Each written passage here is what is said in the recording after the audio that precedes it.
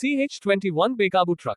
अचानक police station के बाहर आए इस आवाज को सुनकर सभी पुलिस ऑफिसर भागकर पुलिस स्टेशन से बाहर निकले। जैसे ही उन्होंने सामने का नजारा देखा, उनकी आंखें हैरानी से बड़ी हो गई। उनका जब्त किया गया हुआ ट्रक को किसी ने पुलिस स्टेशन से ही चोरी कर दिया था।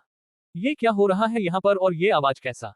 हेड कांस्टेबल मनोज पांडे दौड़ते हुए अपने ऑफिसर्स की ओर देखकर कहा, पांडे साहब, किसी ने हमारी जब्त किया हुआ ट्रक को चोरी कर लिया है। देखिए, हमने जिस जगह पर ट्रक को पार्क किया था, ट्रक वहां से गायब है। यहाँ तक कि पुलिस स्टेशन का गेट भी अस्त व्यस्त है। देखिए। अपने साथियों की बातों को सुनकर हेड कांस्टेबल मनोज पांडे उस जगह की ओर देखने लगा जहां पर उनका जब्त किया हुआ ट्रक को पार्क किया था, जहां से इस वक्त उसे किसी ने चोरी कर लिया था। ये सब आखिर हुआ कैसे? हमने तो उसे काफी अंदर पार्क किया था, तो फिर किसी ने देखा कैसे नहीं? अपने साथियों की इस बेवकूफी को देखने के बाद हेड कांस्टेबल मनोज पांडे उनसे चिल्लाते हुए बोले, पांडे साहब, हमें तुरंत मैडम को इस बारे में खबर देना होगा। ट्रक को चोरी करने वाला अभी तक हमारे एरिया से बाहर नहीं निकला होगा। ठीक है, मैं मैडम को फोन करता हूँ। तुम शहर से बाहर जाने वाले जितने भी टोल नाके हैं सभी को अलर्ट कर दो और इस ट्रक का नंबर दे दो। जहां भी दिसे उसे वहीं पर रोक के रखने के लिए कहो। हेड कांस्टेबल मनोज पांडे तुरंत थाने के अंदर जाकर महेश्वरी को कॉल करने लगा। माहेश्वरी इस वक्त अपने परिवार वालों के साथ बैठकर डिनर कर रही थी। पूरे दिन ड्यूटी करने के बाद उसे अब वक्त मिला था अपने परिवार वालों के साथ बैठकर कुछ वक्त गुजारने का। वैसे भी पुलिस वालों को चाहे न्यू ईयर हो या फिर दशहरा, उन्हें सबसे पहले अपनी ड्यूटी पर ध्यान देना पड़ता है और आज अपने फर्ज को निभाते हुए महेश्वरी को जन्माष्टमी तक मनाने का मौका नहीं मिला। शहर में बढ़ रहे दंगे फसाद की वजह से उन्हें हर वक्त अलर्ट रहना पड़ता है ताकि ऐसे त्योहारों पर कहीं पर भी लड़ाई झगड़ा ना हो। वैसे सच में कहूं पापा, आज का दिन सबसे ज्यादा थकने वाला था। दिन भर इधर से उधर लोगों की चिल्लाने की आवाज और गाड़ी में बैठकर शरीर इतना हिल चुका है कि अगर मैं अभी जाकर सो जाती हूं तो कल सुबह ही मेरी नींद खुलेगी। माहेश्वरी खाना खाते खाते उबासी लेते हुए बोली, सच में वो आज काफी थक चुकी थी। थोड़ा सा भी आराम करने का वक्त नहीं मिला था। कुछ कुछ जगहों पर शराबी लोग दंगा कर रहे थे और उन्हें रोकने के लिए महेश्वरी को जाना पड़ा था। क्या मिनट तक उन्हें समझाने के बाद उनकी समझ में आया, बेटा, जब मैं भी तुम्हारा उम्र का था मुझे भी ऐसी थकावट महसूस होती थी। कभी कभी तो ऐसा लगता था कि सब कुछ छोड़ छाड़ कर एक शांति का जीवन जीना शुरू कर दो, लेकिन बढ़ते गुंडेगारी को देखकर मेरे अंदर एक अलग सा जोश उमड़ आता था और मैं थके मंडे होने के बावजूद कोई रात शहर की पेट्रोलिंग करता था ताकि कहीं पर भी दंगे फसाद ना हो। माहेश्वरी के पापा मिस्टर हितेश देशमुख ने कहा। हर्ष अपने पापा की ओर देखकर कहा, उसे वक्त दिल्ली में क्राइम रेट काफी कम था पापा, लेकिन अब ऐसा लगता है गुंडों को एक दूसरे की जान लिए बिना खाना हजम नहीं होता है। आज जन्माष्टमी का त्योहार है, फिर भी हमें कई लोगों की लाशें मिली। समझ में नहीं आता है लोग कब शांति से जीना शुरू करेंगे। शांति का तो पता नहीं भैया, लेकिन उन्हें अशांति फैलाना अच्छी तरीके से आता है। एक दिन बस मेरे शिकंजे में आ जाए उन लोगों को तो मैं छोड़ूंगी नहीं। दिल्ली के बीच सड़क में माँ गुंडों को नंगा दड़ोंगी, तब देखी हूँ दिल्ली में कैसे गुंडाराज खत्म नहीं होता है।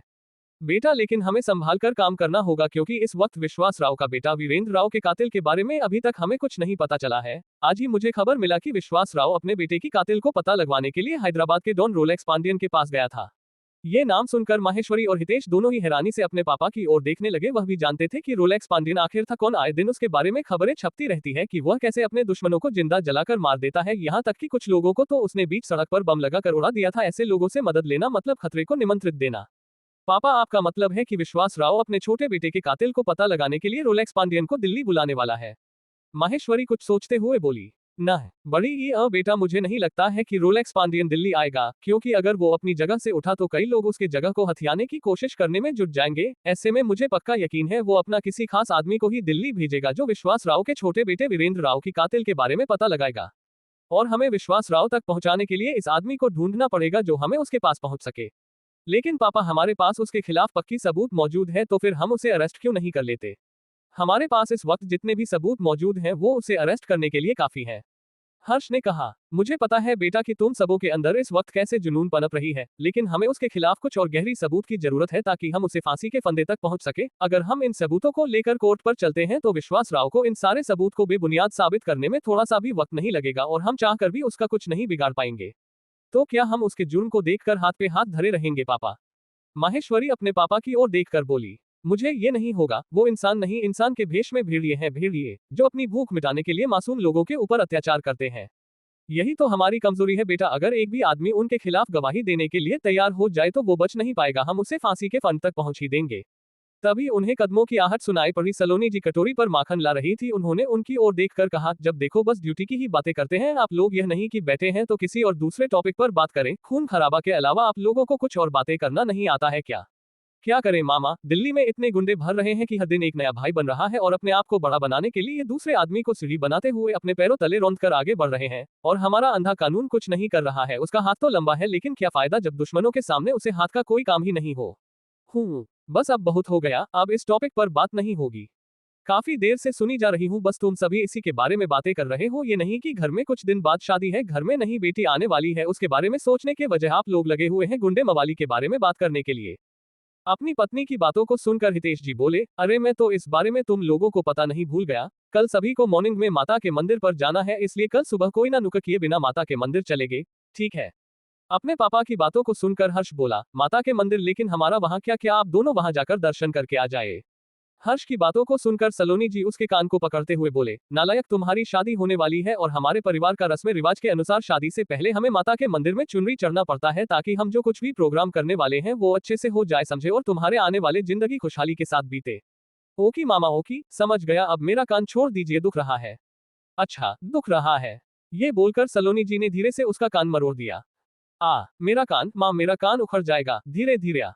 हर्ष की ऐसी हालत को देखकर सभी मुस्कुराने लगे। तभी माहेश्वरी का मोबाइल रिंग करने लगा। उसने जैसे ही स्क्रीन पर हेड कांस्टेबल मनोज पांडे का नाम देखा, कॉल तुरंत पिक करके कहा, हाँ मनोज बोलो। जय हिंद मैडम। जय हिंद। क्या बात है मनोज, तुम इतना परेशान क्यों हो? मनोज पांडे की परेशानी वाली आवाज को सुनकर महेश्वरी बोली, मैडम अभी अभी किसी ने जब्त किया गया ट्रक पुलिस स्टेशन से चोरी कर लाया है। हम ट्रक का माल अनलोड करने ही वाले थे, लेकिन उससे पहले ही किसी ने ट्रक को ही पुलिस स्टेशन से चुरा कर ले गया मैडम। मनोज पांडे की बातों को सुनकर माहेश्वरी की आंखें हैरानी से बड़ी हो गई। उसे पता था कि उसे गाड़ी के अंदर क्या रखा गया था। ठीक है मनोज, तुम उसे ट्रक का पीछा करो, मैं थोड़ी देर में वहां पर पहुंच रही हूँ। Okay madam. ये बोलकर मनोज ने कॉल कट कर दिया और 3 पुलिस वालों के साथ उसे ट्रक का पीछा करने लगा है। आदेश भाई इस वक्त वहीं पर मौजूद था और इस नजारे को अपनी आंखों से देख रहा था। जैसे ही पुलिस वाले उसे ट्रक का पीछा करने का लिए निकले, वो भी अपनी कर लेकर उन पुलिस वालों का पीछा करते हुए निकल गया।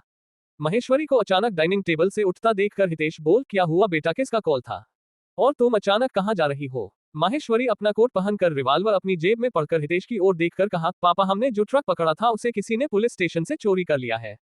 वॉट? हितेश चौंकते हुए अपनी जगह पर खड़ा हो गया। लेकिन ये कैसे हो सकता है? कोई पुलिस स्टेशन से इतनी बड़ी गाड़ी को चुरा कैसे ले गया? उसका तो पता नहीं पापा, लेकिन हेड कांस्टेबल मनोज पांडे बता रहा था कि उन लोगों ने अभी अभी ही उसे ट्रक को शहर से बाहर ले जाते हुए देखा है। उन्होंने सभी टोल नाके को इन्फॉर्म कर दिया है, मैं भी उन्हीं के पीछे निकल रही हूँ। हर्ष भी अपनी बहन की बातों को सुनकर उठ चुका था और अपना जैकेट पहनते हुए बोला, ठीक है, तुम उसे शहर से बाहर निकलना मत देना, मैं पीछे से उसे रोकता हूँ। साथ ही साथ मैं कंट्रोल रूम को इस बारे में इन्फॉर्म कर देता हूँ, वो लोग इस गाड़ी को ट्रेस कर लेंगे। ठीक है, मैं फिर दूसरे पुलिस स्टेशन को भी खबर भिजवा देता हूँ। अगर ऐसी ट्रक उनके थानों के एरिया में पहुंचे तो वह उसे तुरंत अपने कब्जे में ले ले। मिस्टर हितेश ने अपना मोबाइल उठाया और किसी को कॉल करने लगा। माहेश्वरी और हर्ष अपने अपनी गाड़ियों में बैठकर शहर की संकरी गलियों में अपना गाड़ी भागने लगे। दूसरी तरफ राघव आज की पूरी थकान को मिटाने के लिए अपनी बाइक में लॉन्ग ड्राइव के लिए निकला था। इस शांति माहौल में उसे बड़ा ही सुकून मिल रहा था। दिन भर की थकान के बाद अभी उसे अच्छा महसूस हो रहा था कि तभी एक ट्रक अचानक उसके बगल से गुजरी। वो अपने आप को संभाल नहीं पाया और नीचे गिर पड़ा। वहीं दूसरी तरफ भूखा बेफिक्र होकर अपने सामने आने वाले हर बेरी कोट को तोड़ते हुए हर टोल नाके की ओर बढ़े जा रहा था। भले ही इस वक्त कुछ गाड़ियां चल रही थी, लेकिन उसे कोई फर्क नहीं पड़ रहा था और वह उन सभी को ठोकर मारते हुए आगे की ओर बढ़ जा रहा था। अब क्या होने वाला इस कहानी में? क्या माहेश्वरी और हर्ष मिलकर इस चोरी करने वाले को पकड़ पाएंगे? आखिर क्या है इस ट्रक के अंदर जिस वजह से माहेश्वरी काफी परेशान दिखाई दे रही थी? कहानी को आगे जानने के लिए पढ़ते रहिए रॉकी थे राइज ऑफ माफिया, सिर्फ पॉकेट एफएम और पॉकेट नोवेल पर। CH22 महेश्वरी की जान खतरे में। पूरे दिन की थकावट को मिटाने के लिए राघव अपने बाइक में लॉन्ग ड्राइव के लिए निकला था, लेकिन उसे क्या पता था अचानक उसके साथ यह हादसा हो जाएगा। वो धीरे धीरे अपनी बाइक दिल्ली के सड़कों में दौड़ा रहा था कि तभी एक बेकाबू ट्रक उसकी बगल से निकली। राघव अपने आप को संभाल नहीं पाया और रास्ते के दूसरे साइड में गिर गया। अबे वो भाई साहब, दिखता नहीं है क्या? ये फिर स्पीकर चला रहे हो? दिख नहीं रहा है क्या सड़क पर लोग चल रहे हैं? राघव अपने आप को संभालते हुए खड़ा होकर बोला। खैरियत थी कि उसे चोट नहीं लगी थी, वरना ट्रक इतनी तेजी से उसके पास से गुजरा था, उसने अगर उसे ठोकर मार देता तो पक्का आज राघव का आखिरी दिन होता है इस धरती पर।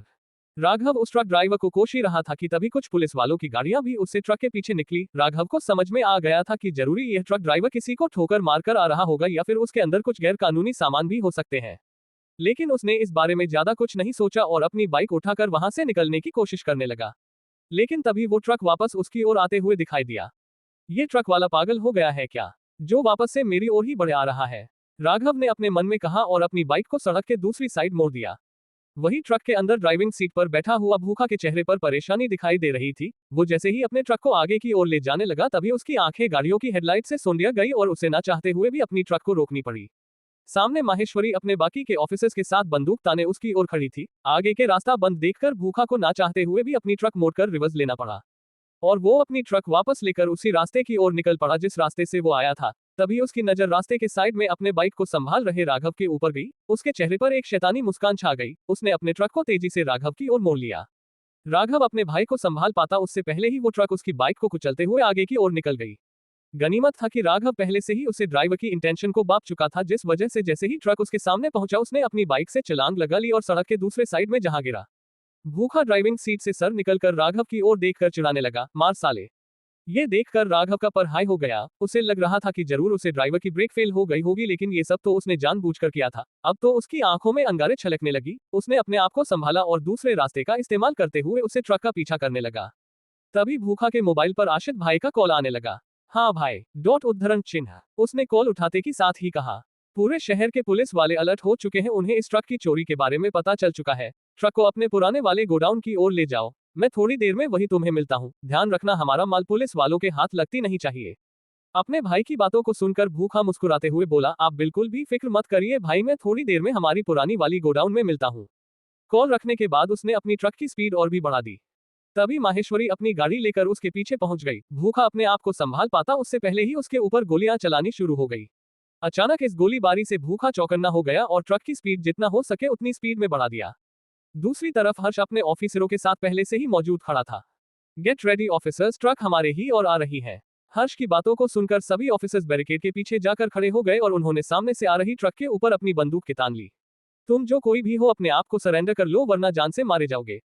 हर्ष उसे ट्रक ड्राइवर को ट्रक रोकने की धमकी देते हुए बोला, मैं तुम्हें आखिरी वार्निंग दे रहा हूं, अपनी ट्रक को रोक लो वरना अंजाम बुरा होगा तुम्हारे लिए। हर्ष की धमकी भरी बातों को सुनने के बाद भी भूखा को कोई फर्क नहीं पड़ा। उसने अपनी ट्रक की तेजी बरकरार रखी। जैसे जैसे ट्रक उनकी ओर बढ़े जा रही थी पुलिस वालों की हाथों में उनकी बंदूकें कसने लगी थी। सर, मुझे नहीं लगता है ये ट्रक ड्राइवर रुकने वाला है। हाँ सर, इसकी स्पीड 100 पर कर चुकी है। अगर हमने अभी इसे नहीं रोका तो ये हमें ठोकर मारते हुए यहाँ से निकल जाएगा। तो डर किस बात की, रोको उसे, हर्ष ने ऑर्डर देते हुए बोला। वहीं हर्ष का ऑर्डर मिलते ही पुलिस ऑफिसरों ने धड़ाधड़ ट्रक के ऊपर गोलियां बरसानी शुरू कर दी। एक पल को लगा कि भूख अपनी ट्रक को रोककर सरेंडर कर ले, लेकिन अपनी बॉस का हुक्म सुनने के बाद अब तो बाइक रुकने का सवाल ही नहीं उठाता है। वो और पुलिस वालों की बैरिकेड को तोड़ते हुए आगे की ओर निकल गया। तभी माहेश्वरी भी अपनी गाड़ी लेकर उनके पीछे पीछे निकल पड़ी।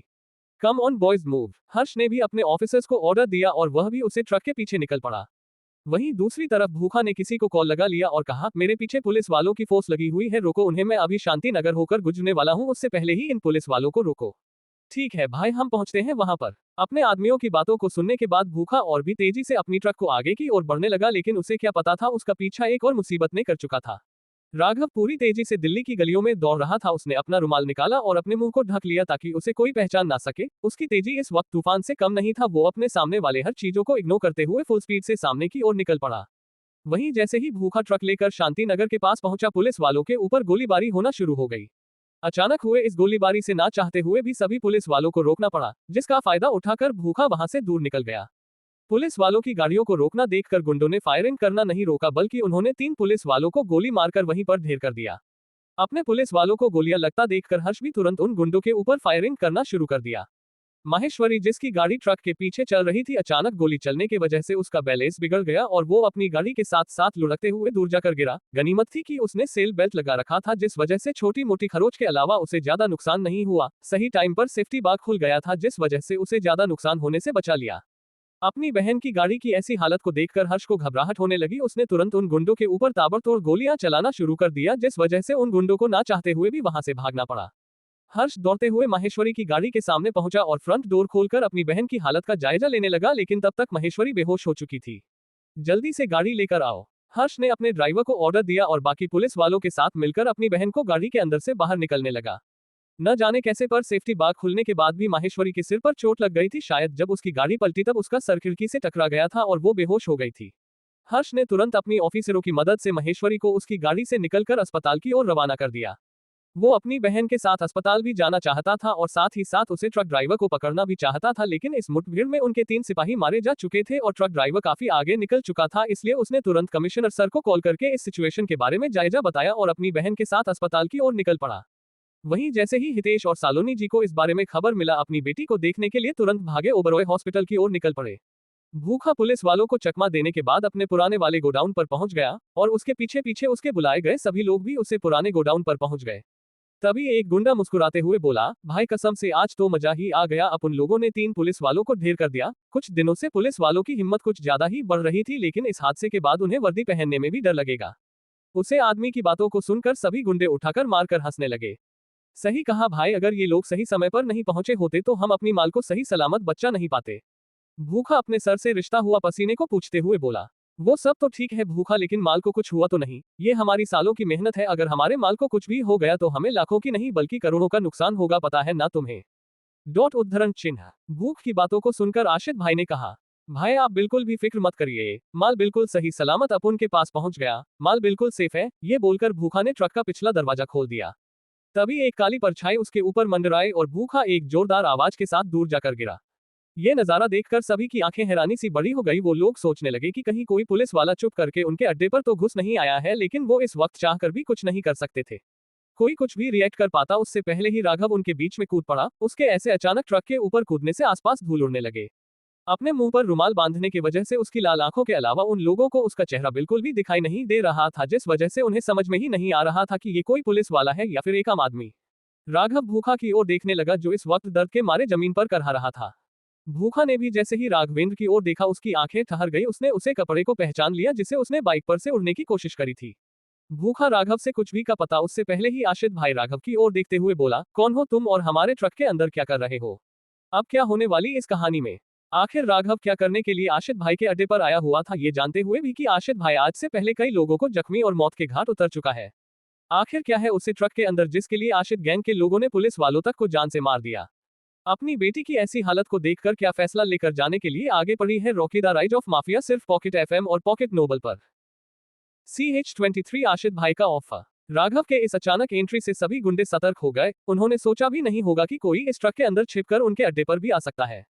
राघव को अपने चेहरे पर रुमाल लगाए देखकर वो लोग उसे खुफिया एजेंसी का एजेंट भी समझने लगे थे, जो इतना खतरा मोल लेकर उनके अड्डे पर घुस आया था। अबे कौन हो तुम? तुम्हारी इतनी हिम्मत कि तुमने मेरे आदमी के ऊपर हाथ उठाया? तुम्हारी इस हरकत से मैं तुम्हें क्या सजा दे सकता हूँ? तुम ही बता दो, कम से कम मौत के वक्त तुम्हारी आंखें खुली रहेगी। राघव को अपने सामने अपने ही आदमियों के ऊपर अटैक करता देखकर आशित भाई राघव को धमकाते हुए बोला, किसने भेजा है तुम्हें? साफ साफ बता, वरना भी इसी जगह पर मैं तुम्हारी कब्र खोद दूंगा। आशित भाई की बातों को सुनकर अगर कोई नर्म दिल वाला इंसान उसके सामने खड़ा होता तो जरूर उसकी पेंट गीली हो जाती, लेकिन राघव को ऐसा लग रहा था मानो उसकी आवाज उसे सुनाई ही नहीं दे रही हो और ना ही उसे उसकी धमकियों से कोई फर्क पड़ रहा था। उसने एक नजर आशित भाई की ओर देखा। राघव को ऐसे देखता पाकर एक पल के लिए मानो आशित भाई की सांस रुक गई थी। उसने आज से पहले ना जाने कितने ही लोगों को जान से मार डाला था, लेकिन आज पहली बार किसी की ऐसी नजरों को देखकर उसकी जान मानो उसके हलक पर लटक गई थी। राघव की नजरें और उसकी आंखें इस वक्त किसी उगलती हुई ज्वालामुखी से कम नहीं दिख रही थी। आशित भाई को पहली बार इतना घबराहट हुआ था जो इनके सालों में एक बार भी उसे नहीं हुआ था। राघव अपनी नजरें घूमकर भूखा की ओर देखने लगा, जिसने उसकी बाइक का कचूमर बना दिया था। उसने आसपास देखा भी नहीं और डायरेक्ट भूखा की ओर बढ़ने लगा। ये देखकर भूख की आंखें डर के मारे बड़ी हो गई और वो जमीन में रंगते हुए पीछे हटने लगा। राघव को देखकर उसकी मुंह से आवाज ही निकालनी बंद हो गई थी। उसे ऐसा मालूम पड़ रहा था मानो उसके सामने खड़ा शख्स नहीं उसकी आवाज को छीन लिया हो। ये देखकर कि उनका भाई खतरे में है, कुछ गुंडे भूखा को बचाने के लिए राघव के सामने कूद पड़े। अबे ओए, अगर एक कदम भी आगे बढ़ाया ना तो जान से मारे जाओगे, समझा? अब चुपचाप यहाँ से निकाल, वरना यहाँ से जाने के लायक नहीं छोड़ूंगा। अबे तू जानता भी है हम लोग कौन है? हमारा नाम सुनकर लोगों का पसीना छोड़ जाता है और तुम हमें धमकाने की कोशिश कर रहे हो। भाई आप कहो तो अभी इस लौंडे को यहीं पर टपका दूं। एक गुंडे ने तैस में आते हुए आशित भाई से कहा, लेकिन ऐसा लग रहा था मानो आशित भाई के कानों में उनकी आवाज ही नहीं पहुंच रही थी। वो तो राघव की नजरें को ही देखकर डर से कांप उठा था। आशित भाई को कुछ नहीं बोलता देखकर राघव के चेहरे पर एक बड़ी सी मुस्कान छा गई, जिसने अगर इस मुस्कान को देख लिया होता उसकी आंखें हैरानी से खली की खुली रह जाती। राघव उसने बड़े ही शांत लहजे में उन गुंडों की ओर देखते हुए कहा, इस आदमी ने मुझे जान से मारने की कोशिश की। मेरी इससे कोई दुश्मनी नहीं थी, फिर भी इसने मुझे जान से मारने की 2 बार ट्राई किया, लेकिन मैं बच गया। अगर तुम लोग इस आदमी को मेरे हवाले कर देते हो तो मैं तुम सभी को यहाँ से जिन जाने दे सकता हूँ। राघव की आवाज को सुनकर एक गुंडे ने अपनी बंदूक निकाल ली और राघव के सामने टैंकर खड़ा हो गया। अब किसको हुल दे रहा है तू? पता भी है किसको धमकी दे रहा है? शायद तू मेरे बारे में नहीं जानता है, इसलिए फालतू की बकवास किए जा रहा है। दिल्ली में रहकर मैंने अब तक 8 मर्डर किया है और पुलिस वालों की इतनी हिम्मत नहीं है कि वह मुझे पकड़ सके। मेरे नाम से ही उनका शरीर कांपने लगता है और तू हमारे ही अड्डे पर आकर हमें ही धमकी दे रहा है। अभी तो है कौन? उसे गुंडे की धमकी भरी बातों को सुनने के बाद भी राघव को कोई फर्क नहीं पड़ा और उसने भूख की ओर देखते हुए कहा, मैं तुम्हें एक शर्त पर जाने दे सकता हूँ, अगर तुम मुझे 2.5 लाख रुपए दे देते हो तब, क्योंकि तुमने मेरी बाइक जो तोड़ी उसका तो सर्विसिंग करना ही मुश्किल है, इसलिए मुझे नहीं बाइक ही लेनी पड़ेगी, इसलिए मुझे मेरा पैसा दे दो, मैं यहाँ से तुम में से किसी को कुछ भी किए बिना चला जाऊंगा, वरना एक एक की लाश इसी जमीन में दफना कर तुमसे पैसे लेकर जाऊंगा। राघव की बातों को सुनकर आशित भाई एक नजर दो भूखा की ओर देखने लगा, जिसकी आंखें घबराहट के मारे लाल पड़ गई थी और उसका पूरा बदन पसीना से दरबदर हो गया था। अपने आदमी की ऐसी हालत को देखकर आशित भाई ने अपनी दोनों आंखें खींच ली, फिर राघव की ओर देखकर कहा, तो तुम अपना भाई का खर्चा लेने के लिए यहाँ पर आए हुए हो? तो तुम्हें क्या लगा मैं यहाँ पर आकर फालतू का कोई भी तमाशा बनाना नहीं चाहता हूँ? हाँ, लेकिन अगर मेरा पैसा मुझे नहीं मिला तो मैं तुम लोगों को बिल्कुल नहीं छोड़ूंगा। ये मत सोचना कि मैं तुम लोगों को खाने के लिए ही बस शब्द कह दिया है। अगर तुम्हारे आदमी ने मेरी बाइक को ठोकर नहीं मेरी होती तो मैं यहाँ पर नहीं होता और ना ही तुम्हारा टाइम वेस्ट होता। राघव की बातों को सुनकर आशित भाई गुस्से से भूख की ओर देखने लगा, फिर अपने आदमी को इशारा करके पैसों की गाड़ी इस लड़के के हाथों में देने के लिए कहा। अपने बॉस का ऑर्डर सुनते ही एक गुंडे ने दौड़कर कुछ पैसे अपने गाड़ियों में से निकले और राघव के पास आकर खड़े हो गए। राघव उन पैसों को अच्छी तरीके से देखने के बाद पीछे मुड़कर आशित भाई की देखते हुए बोला, सही समय पर तुमने मुझे पैसा दे दिया, वरना खामखा तुम्हारे गैंग से एक आदमी कम हो जाता। राघव की बातों को सुनकर आशित भाई उसके बातों का घायल हो गया। उसने अपने मन में कहा, बंदे के अंदर डेयरिंग भरा हुआ है, अगर ये मेरे गैंग में शामिल हो जाए तो मैं दिल्ली पर आसानी से राज कर सकता हूँ और बाकी के सभी गैंग लीडर मेरे जूती के नीचे पड़े रहेंगे। ये तो कुछ नहीं है, अगर तुम मेरे गैंग में शामिल हो जाते हो तो मैं हर महीना तुम्हें 5 लाख रुपए दूंगा तुम्हारे काम के लिए। मुझे तुम्हारे जैसे ही आदमी की तलाश थी, कभी भी डर दिखाई ना दे और वह दूसरों को देखकर ही उसकी पेंट गीली करवा दे। बोल क्या कहता है, आएगा हमारे गैंग में? आशित भाई का ऑफर को सुनकर सभी गुंडे राघव की ओर देखने लगे। वैसे भी उन्होंने उसका डेयरिंग देख लिया था कि कैसे वो उनके बॉस से भी नहीं डरता है, ऐसे में अगर वो उनके गैंग ज्वाइन कर लेता है तब तो उनका वाहवाही और भी ज्यादा बढ़ जाएगा। वहीं दूसरी तरफ हॉस्पिटल में माहेश्वरी का इलाज चल रहा था। दरवाजे के बाहर खड़ा हर्ष अपनी बहन को ऐसी हालत में देखकर उसे काफी बुरा महसूस हो रहा था। अगर आज उसने सही समय पर अपनी बहन को नहीं बचाया होता तो पता नहीं उसके साथ क्या हो जाता। तभी उसकी नजरों वार्ड के दूसरी तरफ पड़ी, जहां से उसके मम्मी पापा दौड़े चले आ रहे थे। उसे अपने मम्मी पापा के चेहरे पर साफ साफ परेशानी दिखाई दे रही थी। सलोनी जी दौड़कर हर्ष के पास आकर बोली, माही कैसी है बेटा, उसे कुछ हुआ तो नहीं है? तुम चुप क्यों हो बेटा, कुछ बोलती क्यों नहीं हो? माही कैसी है? अपनी माँ की ऐसी हालत को देखकर हर्ष उन्हें संभालते हुए कहा, डॉक्टर उसका इलाज कर रहे हैं, मम्मी आप अपने आप को संभालिए, सब कुछ ठीक हो जाएगा। जब से उन्हें इस बारे में खबर मिला कि महेश्वरी की गाड़ी मुठभेड़ के द्वारा पलट गई थी, तब उनकी बेचैनी उखड़नी शुरू हो गई थी। उन्हें तभी शांति मिलती जब वो अपनी बेटी को सही सलामत देख लेती। उन्होंने शालिनी जी को चेयर पर बैठाया और उन्हें पानी पिलाया। माँ आप बिल्कुल भी फिक्र मत करिए, माही को कुछ नहीं होगा। सही वक्त पर गाड़ी का सेफ्टी बाग खुल चुका था, इस वजह से सिर्फ उसके सिर पर चोट लगी थी, जिस वजह से वह बेहोश हो गई है। उसे ज्यादा सीरियस इंजरी नहीं हुई है। माँ आप खामखा परेशान हो रही है। तभी एक डॉक्टर की टीम वहां से गुजरने लगी। एक लेडी डॉक्टर जो उन सभी डॉक्टर को लीड कर रही थी, हर्ष और उसकी फैमिली वालों को देखकर रुक गई। हर्ष अंकल आंटी आप तीनों यहाँ, वो भी इतनी आधी रात को, सब कुछ ठीक तो है ना? क्या हुआ आंटी को, उनकी तबीयत ठीक तो है ना? अपने सामने खड़ी लड़की को देखकर शालिनी जी खड़ी होने की कोशिश करते हुए बोली, देखो ना बेटा, माही को चोट लगी है और वह अंदर है, पता नहीं उसकी कंडीशन कैसी है, प्लीज थोड़ा जाकर पता करो ना बेटा, आखिर उसकी तबीयत कैसी है इस वक्त। सलोनी जी की बातों को सुनकर वो लेडी डॉक्टर तुरंत सामने का वार्ड का दरवाजा खोलकर अंदर घुस गई। अपने सामने हेड डॉक्टर को देखकर ट्रीटमेंट कर रहा डॉक्टर उसकी ओर देखते हुए कहा, डॉक्टर भावना आप इस वक्त, लेकिन आपकी तो आज एक ऑपरेशन चल रहा था। डॉक्टर सरकार ज्यादा घबराने की जरूरत नहीं है, वो ऑपरेशन सक्सेसफुली हो चुका है, जरा आप मुझे बताएंगे इस पेशेंट के साथ क्या हुआ है? डॉक्टर भावना जो उन सभी डॉक्टरों का हेड मालूम पड़ रही थी, डॉक्टर सरकार की ओर देखते हुए बोली, फिक्र करने की कोई बात नहीं है मैडम, गाड़ी क्रश हो जाने की वजह से इनके सर पर हल्की चोट लगी है, हमने एक्सरे ले लिया है, ज्यादा घबराने की जरूरत नहीं है, सब कुछ ठीक है। डॉक्टर सरकार की बातों को सुनकर डॉक्टर भावना ने एक गहरी सांस लिया, फिर उसने माही को दोबारा एग्जामिन किया कि कहीं उस डॉक्टर से कुछ चूक तो नहीं हो गई है, लेकिन सब कुछ सही देखकर उसने वहां पर मौजूद नर्स की ओर देखकर कहा, इनका अच्छा से ख्याल रखना, अगर इनके लिए कुछ भी जरूरत पड़ती है तो बेझिझक इनके लिए कर लाना। जी डॉक्टर नर्स ने भी सहमति में अपनी गर्दन हाँ में हिला दिया। डॉक्टर भावना वार्ड के अंदर से बाहर निकालकर सलोनी जी और बाकी के पास जाकर बोली, आंटी आप खामखा परेशान हो रही थी, माही बिल्कुल ठीक है, मैंने उसे दोबारा एग्जामिन किया है, आप ज्यादा घबराए मत, आपकी बीपी हाई हो जाती है पता है ना, फिर भी आप स्ट्रेस लेती रहती हैं। डॉक्टर भावना की बातों को सुनकर हितेश जी सलोनी की ओर देखते हुए बोले, कोई बात नहीं है बेटा, बस कुछ दिन और उसके बाद तुम्हें ही इसे संभालना है, क्योंकि मैं तो हर वक्त अपनी ड्यूटी पर रहता हूं, तुम्हें ही अपने सास का ख्याल रखना है। हितेश जी की बातों को सुनकर डॉक्टर भावना बल्श करने लगी। जी आप लोगों ने सही सुना, डॉक्टर भावना ही वही लड़की है जिसकी शादी हर्ष के साथ होने वाली है। वैसे दोनों का पैसा एक दूसरे से अलग है, लेकिन दोनों के अंदर प्यार भी काम नहीं है। कुछ देर बाद माही को होश आ गया और उसने जैसे ही अपनी आंखें खोली, उसके सामने उसका पूरा परिवार और उसकी होने वाली भाभी डॉक्टर भावना भी वहां पर मौजूद थी। अपनी बेटी को आंखें खोलता देखकर सलोनी जी ने उसका माथा चूम लिया और प्यार से उसके गाल को थपथपाते हुए बोली, बेटा तुम सब ऐसा काम ही क्यों करते हो जिस वजह से मेरे दिल में डर बैठा हुआ ही रहता है। पता है जैसे ही मुझे तुम्हारे भैया ने बताया कि तुम्हें चोट लगी है, मेरी तो मानो सांसें ही रुक गई थी।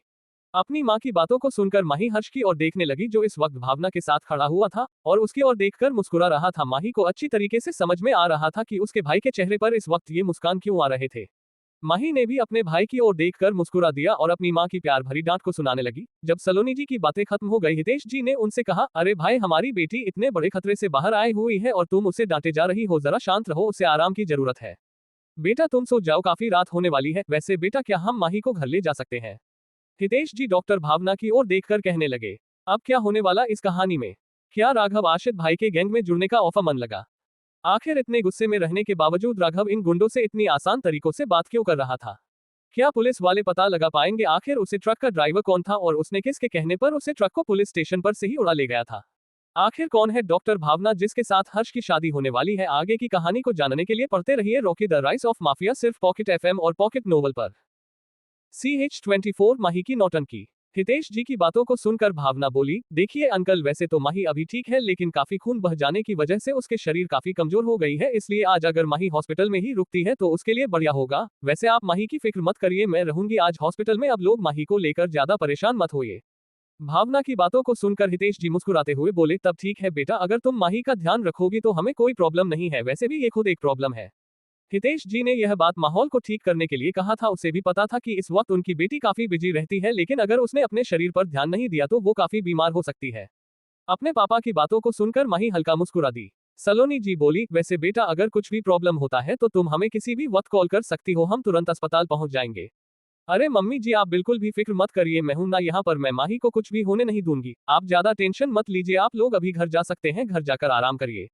हाँ माँ, आप बिल्कुल भी फिक्र मत करिए, मुझे कुछ नहीं हुआ है, मैं बिल्कुल ठीक हूँ। आप लोग खामखा परेशान हो रहे हैं। अपनी माँ की ऐसी हालत को देखकर माही प्यार से उनके गालों पर हाथ फेरते हुए बोली, ओ तो अब तुम मुझे सिखाओगी कि मुझे क्या करना है और क्या नहीं? हाँ, तुम बस लेटी रहो, समझी? ज्यादा हड़बड़ी करने की कोई जरूरत नहीं है। बोलो मत, मैं भी एक डॉक्टर हूँ, तुम्हारे लिए क्या जरूरत है और क्या नहीं मुझे सब पता है। अच्छा ठीक है मामा। ये बोलकर माही ने अपना मुंह फुला लिया। लो भाई, हो गया इसका नाटक शुरू। अब जब तक माँ इसे नहीं मानेगी तब तक इसका शक्ल बदलने वाला नहीं है। हर्ष ने अपने मन में कहा। भावना जो उसके बगल में खड़ी थी उसके कंधे पर कोहनी मारते हुए बोली, तुम्हारी बहन नाराज है और तुम यहाँ क्या अकेले अकेले बड़बड़ा रहे हो? हर्ष उसके कंधे पर अपना हाथ डालते हुए कहा, तुम्हें इसके नौटंकियों के बारे में पता नहीं है। अपनी कोई भी बात मनवाने के लिए ये लड़की किसी भी हद तक जाने के लिए तैयार रहते हैं। खाने को यह एक पुलिस ऑफिसर है लेकिन इसके अंदर से अभी भी बचपन नहीं गया है। हर्ष की बातों को सुनकर भावना माही की ओर देखने लगी जो इस वक्त अपनी माँ की ओर मुंह खुलकर देख रही थी। अच्छा वह सब छोड़ो और ये बताओ, उन शहीद पुलिस वालों का पोस्टमार्टम कब तक हो जाएगा? अभी तो इतना आसान नहीं है क्योंकि जितने भी ऑपरेशन थिएटर में डॉक्टर विजिट करते हैं वो अभी इस वक्त अस्पताल में नहीं है। बॉडी दोपहर को ही मिलेगी, तब तक के लिए तुम्हें इंतजार करना होगा। भावना ने जवाब दिया। हर्ष ने अपनी गर्दन हिलाई और अपने पापा हितेश के साथ उन शहीद ऑफिसर्स को देखने के लिए निकल गया जो थोड़ी देर पहले हुई मुठभेड़ में मारे गए थे। वहीं माही अपने भाई और पापा को वहां से जाते देखकर बोली, मेरी कोई फिक्र ही नहीं है ना, देखो कैसे मुझे छोड़कर जा रहे हैं। देखना जब मेरी शादी हो जाएगी ना, तब एक बार भी मिलने के लिए मायके नहीं आऊंगी मैं, तब पता चलेगा किसी को इग्नोर करना कैसा लगता है। माही की बातों को सुनकर भावना और सलोनी उसके बगल में खड़े थे हैरानी भरी नजरों से माही की ओर देखने लगे। अब तो ये लड़की अजीब अजीब सी धमकियां देना भी शुरू कर दिया था, पता नहीं आगे चलकर शादी होने के बाद ये लड़की कैसे अपनी गृहस्थी बसाएगी। सलोनी जी ने अपने मन में कहा। वहीं दूसरी तरफ उन तीनों पुलिस वालों को इस वक्त एक वार्ड में रखा गया था। इसके बाहर कई सारे पुलिस ऑफिसर्स पहरा दे रहे थे। कमिश्नर सर को उसे और आते देखकर उन्होंने उनके लिए दरवाजा खोल, फिर कमिश्नर सर और हर्ष दोनों ही उन ऑफिसर्स को देखने के लिए वार्ड के अंदर चले गए। उन तीनों की डेड बॉडी को देखने के बाद कमिश्नर सर बोले, इन तीनों की मौत इतनी आसानी से जाया नहीं जाएगी। कुछ भी करो लेकिन 24 घंटे के अंदर वो लोग मुझे मेरे सामने चाहिए। ठीक है सर, मैं शहर के सभी सिग्नल्स के CCTV कैमरास को चेक करने के लिए कहता हूँ, हमें कोई ना कोई सबूत मिल ही जाएगी।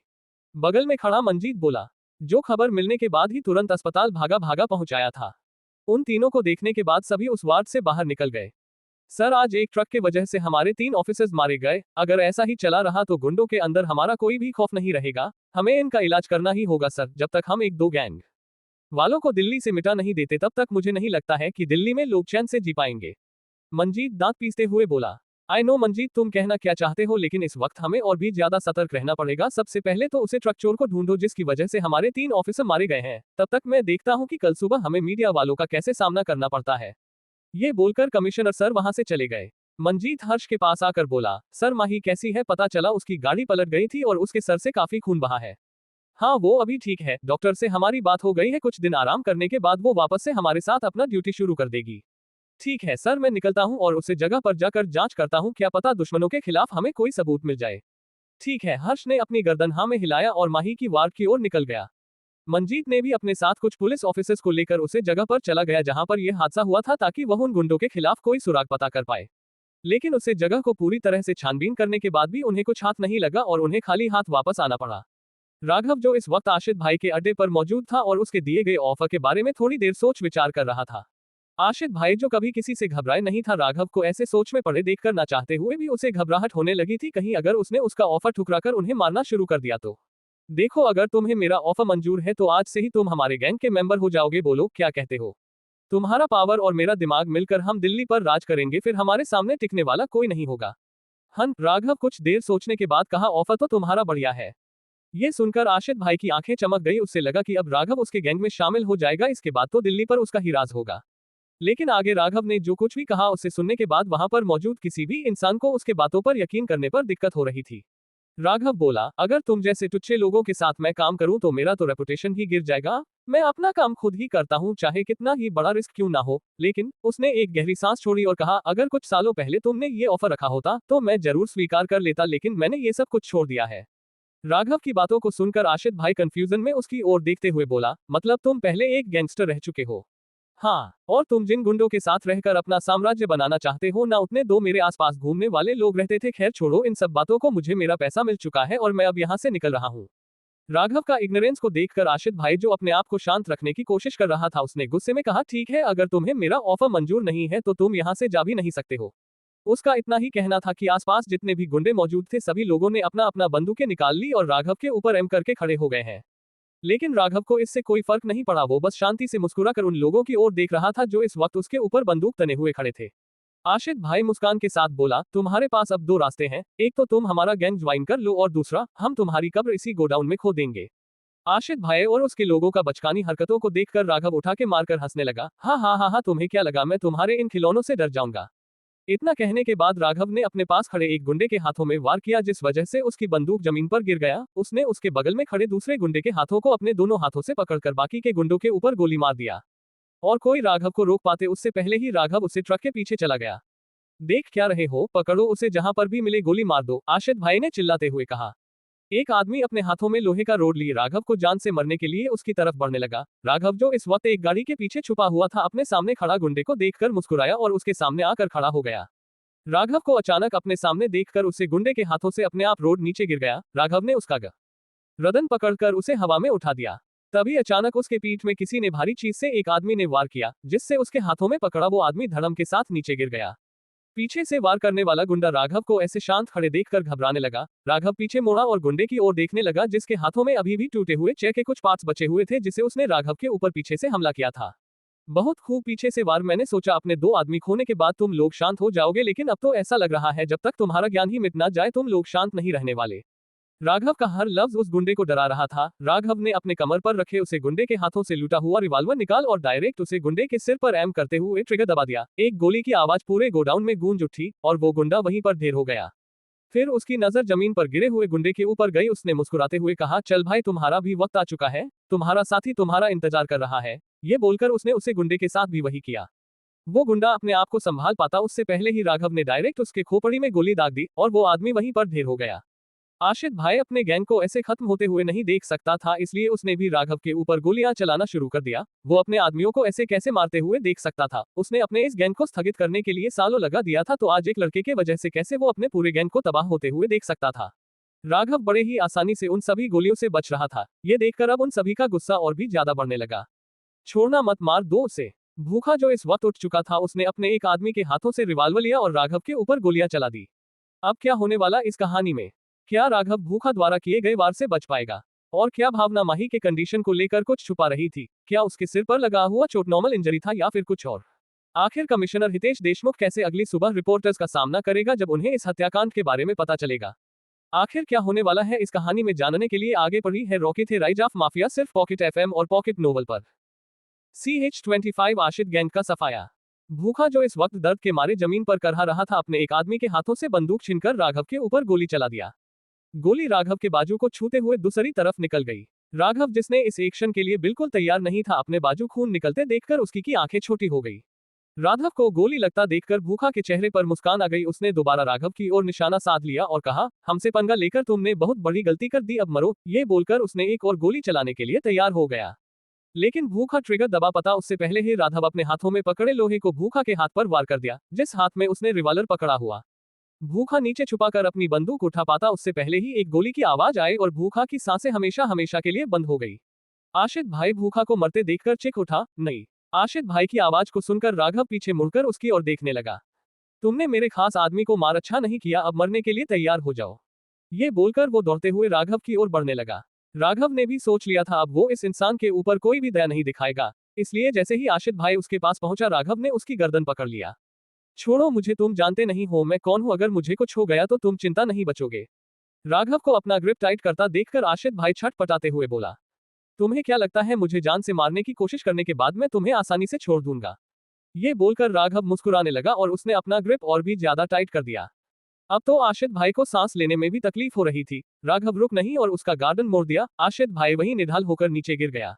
अपने बॉस को कैसे मारते देखकर बाकी लोग वहां से भागने की कोशिश करने लगे। ये देखकर राघव रुक नहीं और उन सभी को शूट कर दिया। सभी को मरे हुए देखने के बाद राघव ने आशित भाई का मोबाइल निकाला और किसी को कॉल लगाया। वहीं दूसरी तरफ मंजीत इस वक्त माही से मिलने के लिए जा रहा था। इतने महीनों से एक साथ रहने की वजह से उन दोनों के बीच में गहरी दोस्ती हो गई थी। अब तो उनके बीच एक अटूट रिश्ता बंध भी चुका था और वो था दोस्ती का। वो जैसे ही माही के वार्ड के पास पहुंचा, उसका मोबाइल बजने लगा। अबे कौन है जिसे आधी रात को भी चैन नहीं मिल रही है? उसने बड़बड़ाते हुए कहा और कॉल उठा लिया। हेलो। दूसरी तरफ से किसी आदमी की रौबदार आवाज उसके कानों में सुनाई पड़ी। आज तुम लोग जिस ट्रक का पीछा कर रहे थे वो इस वक्त कुमार इंडस्ट्री के पुराने गोडाउन पर है। उस अनजान शख्स की आवाज को सुनकर मंजीत, जो इस वक्त माही से मिलने के लिए उतरौला हो रहा था, राघव की बातों को सुनकर चलते चलते रुक गया। क्या कहा तुमने? जरा फिर से कहना। राघव की बातों को सुनकर मंजीत को यकीन ही नहीं हो रहा था, इसलिए उसने इस बात को कंफर्म करने के लिए राघव से दोबारा पूछा। सर, मैंने कहा कि आप जिस ट्रक की तलाश में पूरे शहर में कर्फ्यू लगाए हुए बैठे हैं, वो ट्रक इस वक्त कुमार इंडस्ट्री के पुराने बंद पड़े गोडाउन के अंदर है। राघव ने कहा, लेकिन मैं तुम्हारे बातों पर विश्वास कैसे कर सकता हूँ?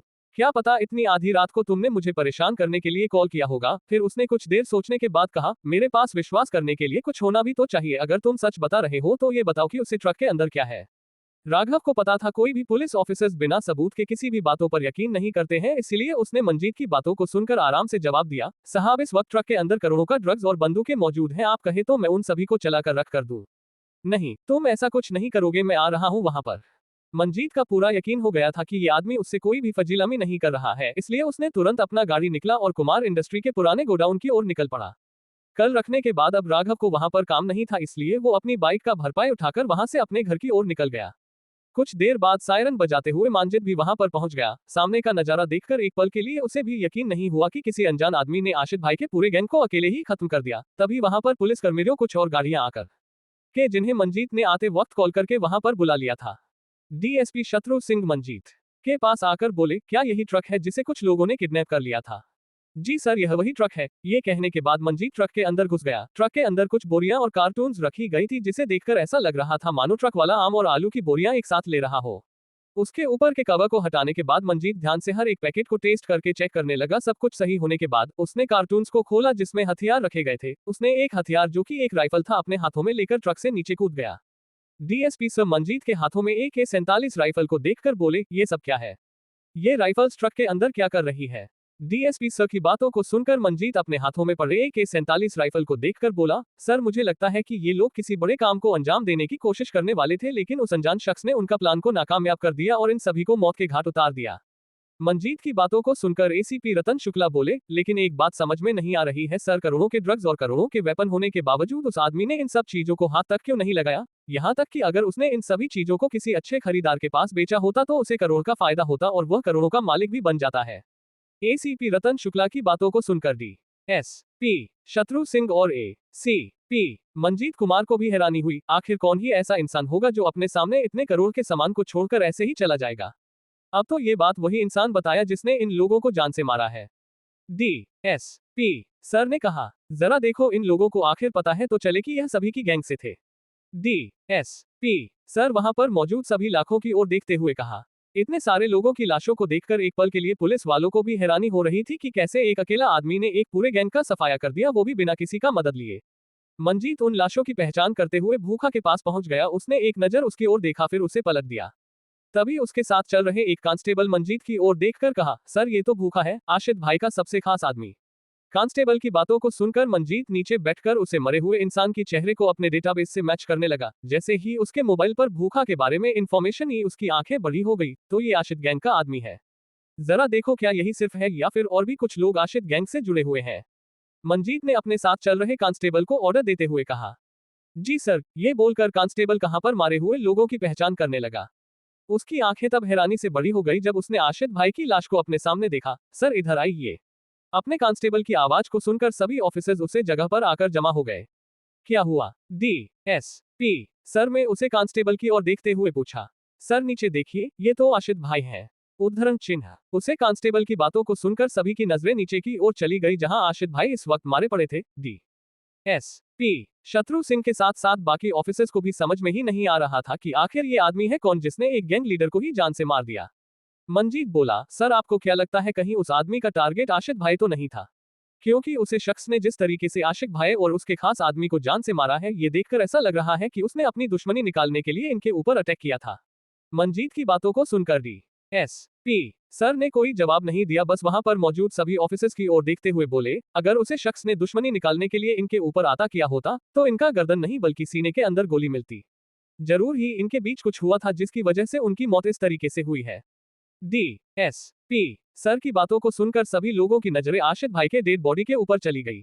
वहीं दूसरी तरफ राघव सड़क पर धीमे कदमों से चल रहा था। पता नहीं पर आज उसे अंदर ही अंदर घुटन महसूस हो रही थी। उसे समझ में ही नहीं आ रहा था कि आखिर उसके साथ ये सब चल क्या रहा है। अचानक एक आदमी का उसके बाइक का एक्सीडेंट करना, फिर उसका उसे गैंग के अड्डे पर जाकर उन सभी को जान से मारना। राघव को ऐसा लग रहा था मानो वो अपनी पुरानी लाइफ वापस जी रहा हो। वो चलते चलते अपने कॉलोनी में बने गार्डन की ओर चला गया और एक बेंच पर जाकर बैठ गया। इस वक्त रात के 1:30 बजे बजने वाले थे, लेकिन राघव को इन सब का कोई फर्क नहीं पड़ रहा था। वो अपने हाथों को देखने लगा जो इस वक्त काम पर रहे थे। उसने एक गहरी सांस लिया और अपने मन में कहा, मुझे अब इन सब से दूर होना पड़ेगा। मैं अपनी पुरानी जिंदगी वापस लाकर अपने परिवार वालों को दुख तकलीफ में नहीं देख सकता हूँ। मैंने जो दर्द सहा है उसे दर्द को अपने अपने परिवार वालों तक पहुंचने में ही दे सकता। कुछ देर ऐसे ही गार्डन में बैठने के बाद राघव अपने घर में जाकर सो गया। अगली सुबह उसे ऑफिस भी जाना था और वो अपने प्रोजेक्ट पर किसी भी तरह की कमी नहीं छोड़ना चाहता था। इसलिए उसने ज्यादा कुछ सोचा नहीं और अपने घर पर जाकर सो गया। वहीं दूसरी तरफ जब कमिश्नर सर और हर्ष को इस बारे में खबर मिला कि किसी अनजान सच ने आशित भाई और उसके लोगों को जान से मार दिया है, ये जानकर उन्हें भी काफी हैरानी हो रही थी। भले ही आशित भाई का गैंग इतना फैला हुआ नहीं था, लेकिन उनका नाम ही डर फैलाने के लिए काफी था। ऐसे में अचानक उसकी मर जाना किसी को भी हैरानी में डाल सकता है।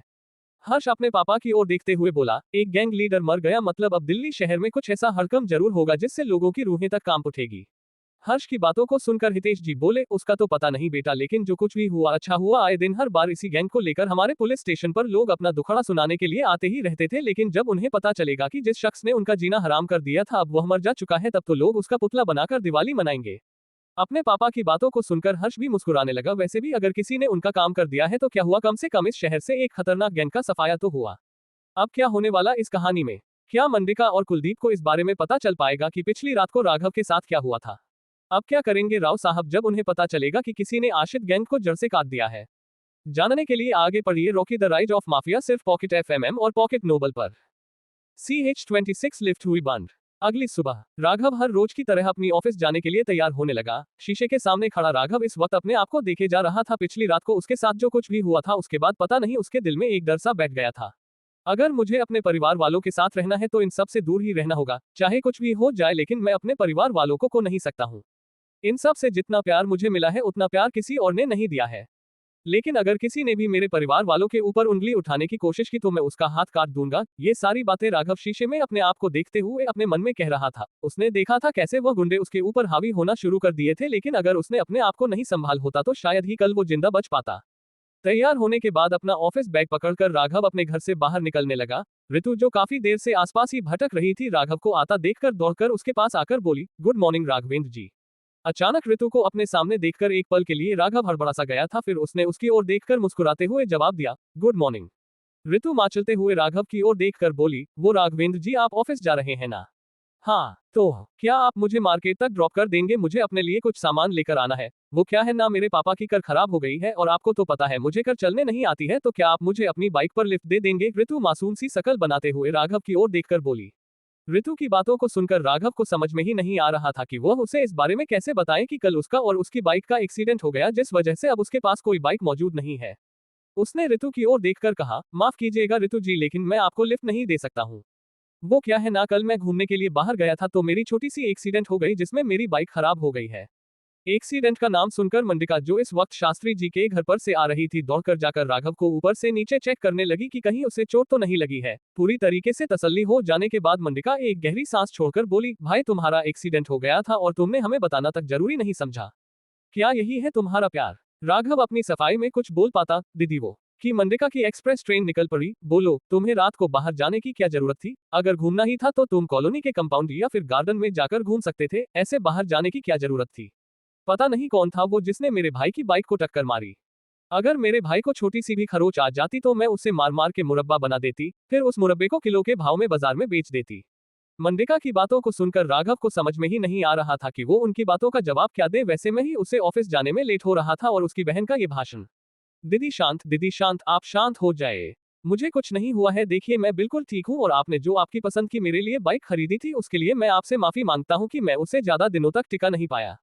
पर आप बिल्कुल भी फिक्र मत करिए, मैं आज ही एक नई बाइक लेकर घर आऊंगा, ठीक है? राघव मंडिका को शांत करते हुए बोला, क्योंकि अगर उसका भाषण शुरू हो गया तो पता नहीं कब खत्म होने का नाम लेगा, इसलिए राघव उसके मुंह पर हाथ रखकर बोला ताकि उसे भी बोलने का मौका मिले। मंडिका राघव का नजर उतारने के बाद उसके गालों पर हाथ थपथपाते हुए कहा, तुम अपनी पुरानी बाइक की फिक्र मत करो, ठीक है? मैं आज ही जाकर तुम्हारे लिए एक नई बाइक लेकर आऊंगी, लेकिन तुम्हें आज के लिए थोड़ा सा कष्ट उठाना पड़ेगा।